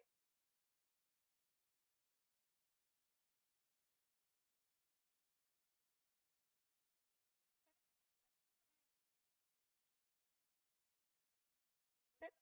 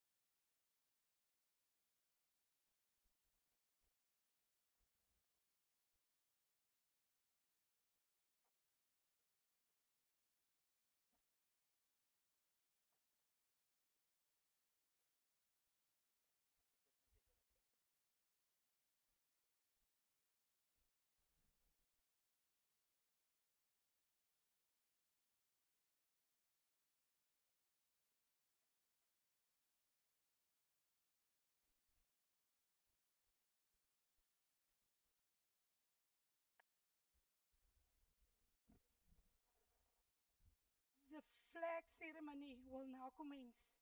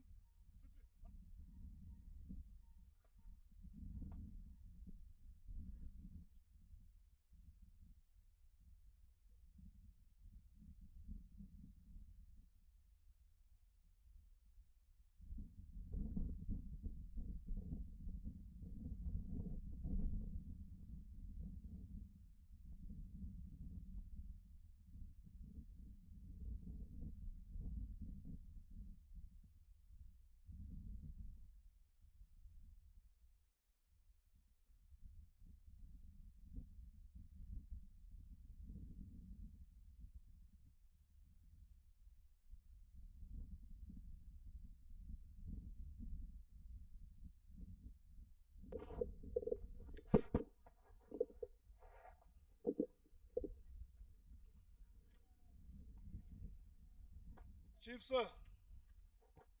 Aye. 946-544-23 Papa Echo. Lieutenant General L.K. Mbata, Chief of the South African Army, hereby confirm the combat readiness of the forces during exercise Vukuhlome stroke Madulo, sir.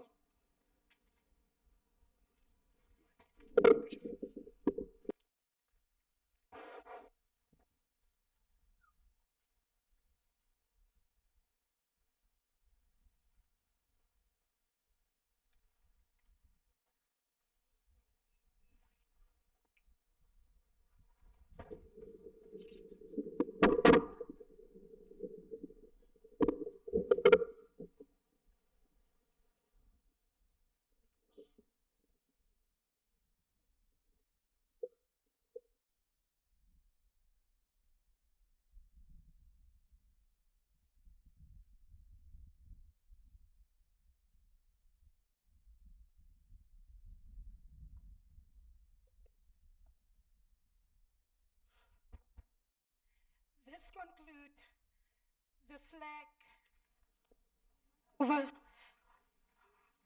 to Chief of the SNDF.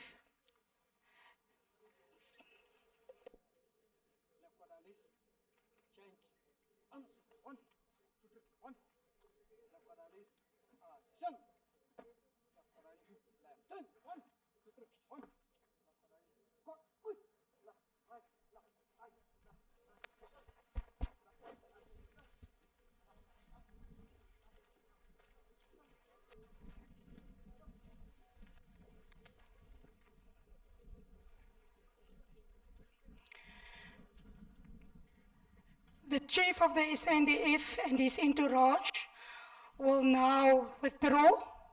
All invited guests to be seated while the withdrawal of Chief SNDF and his entourage will take place. Please stand.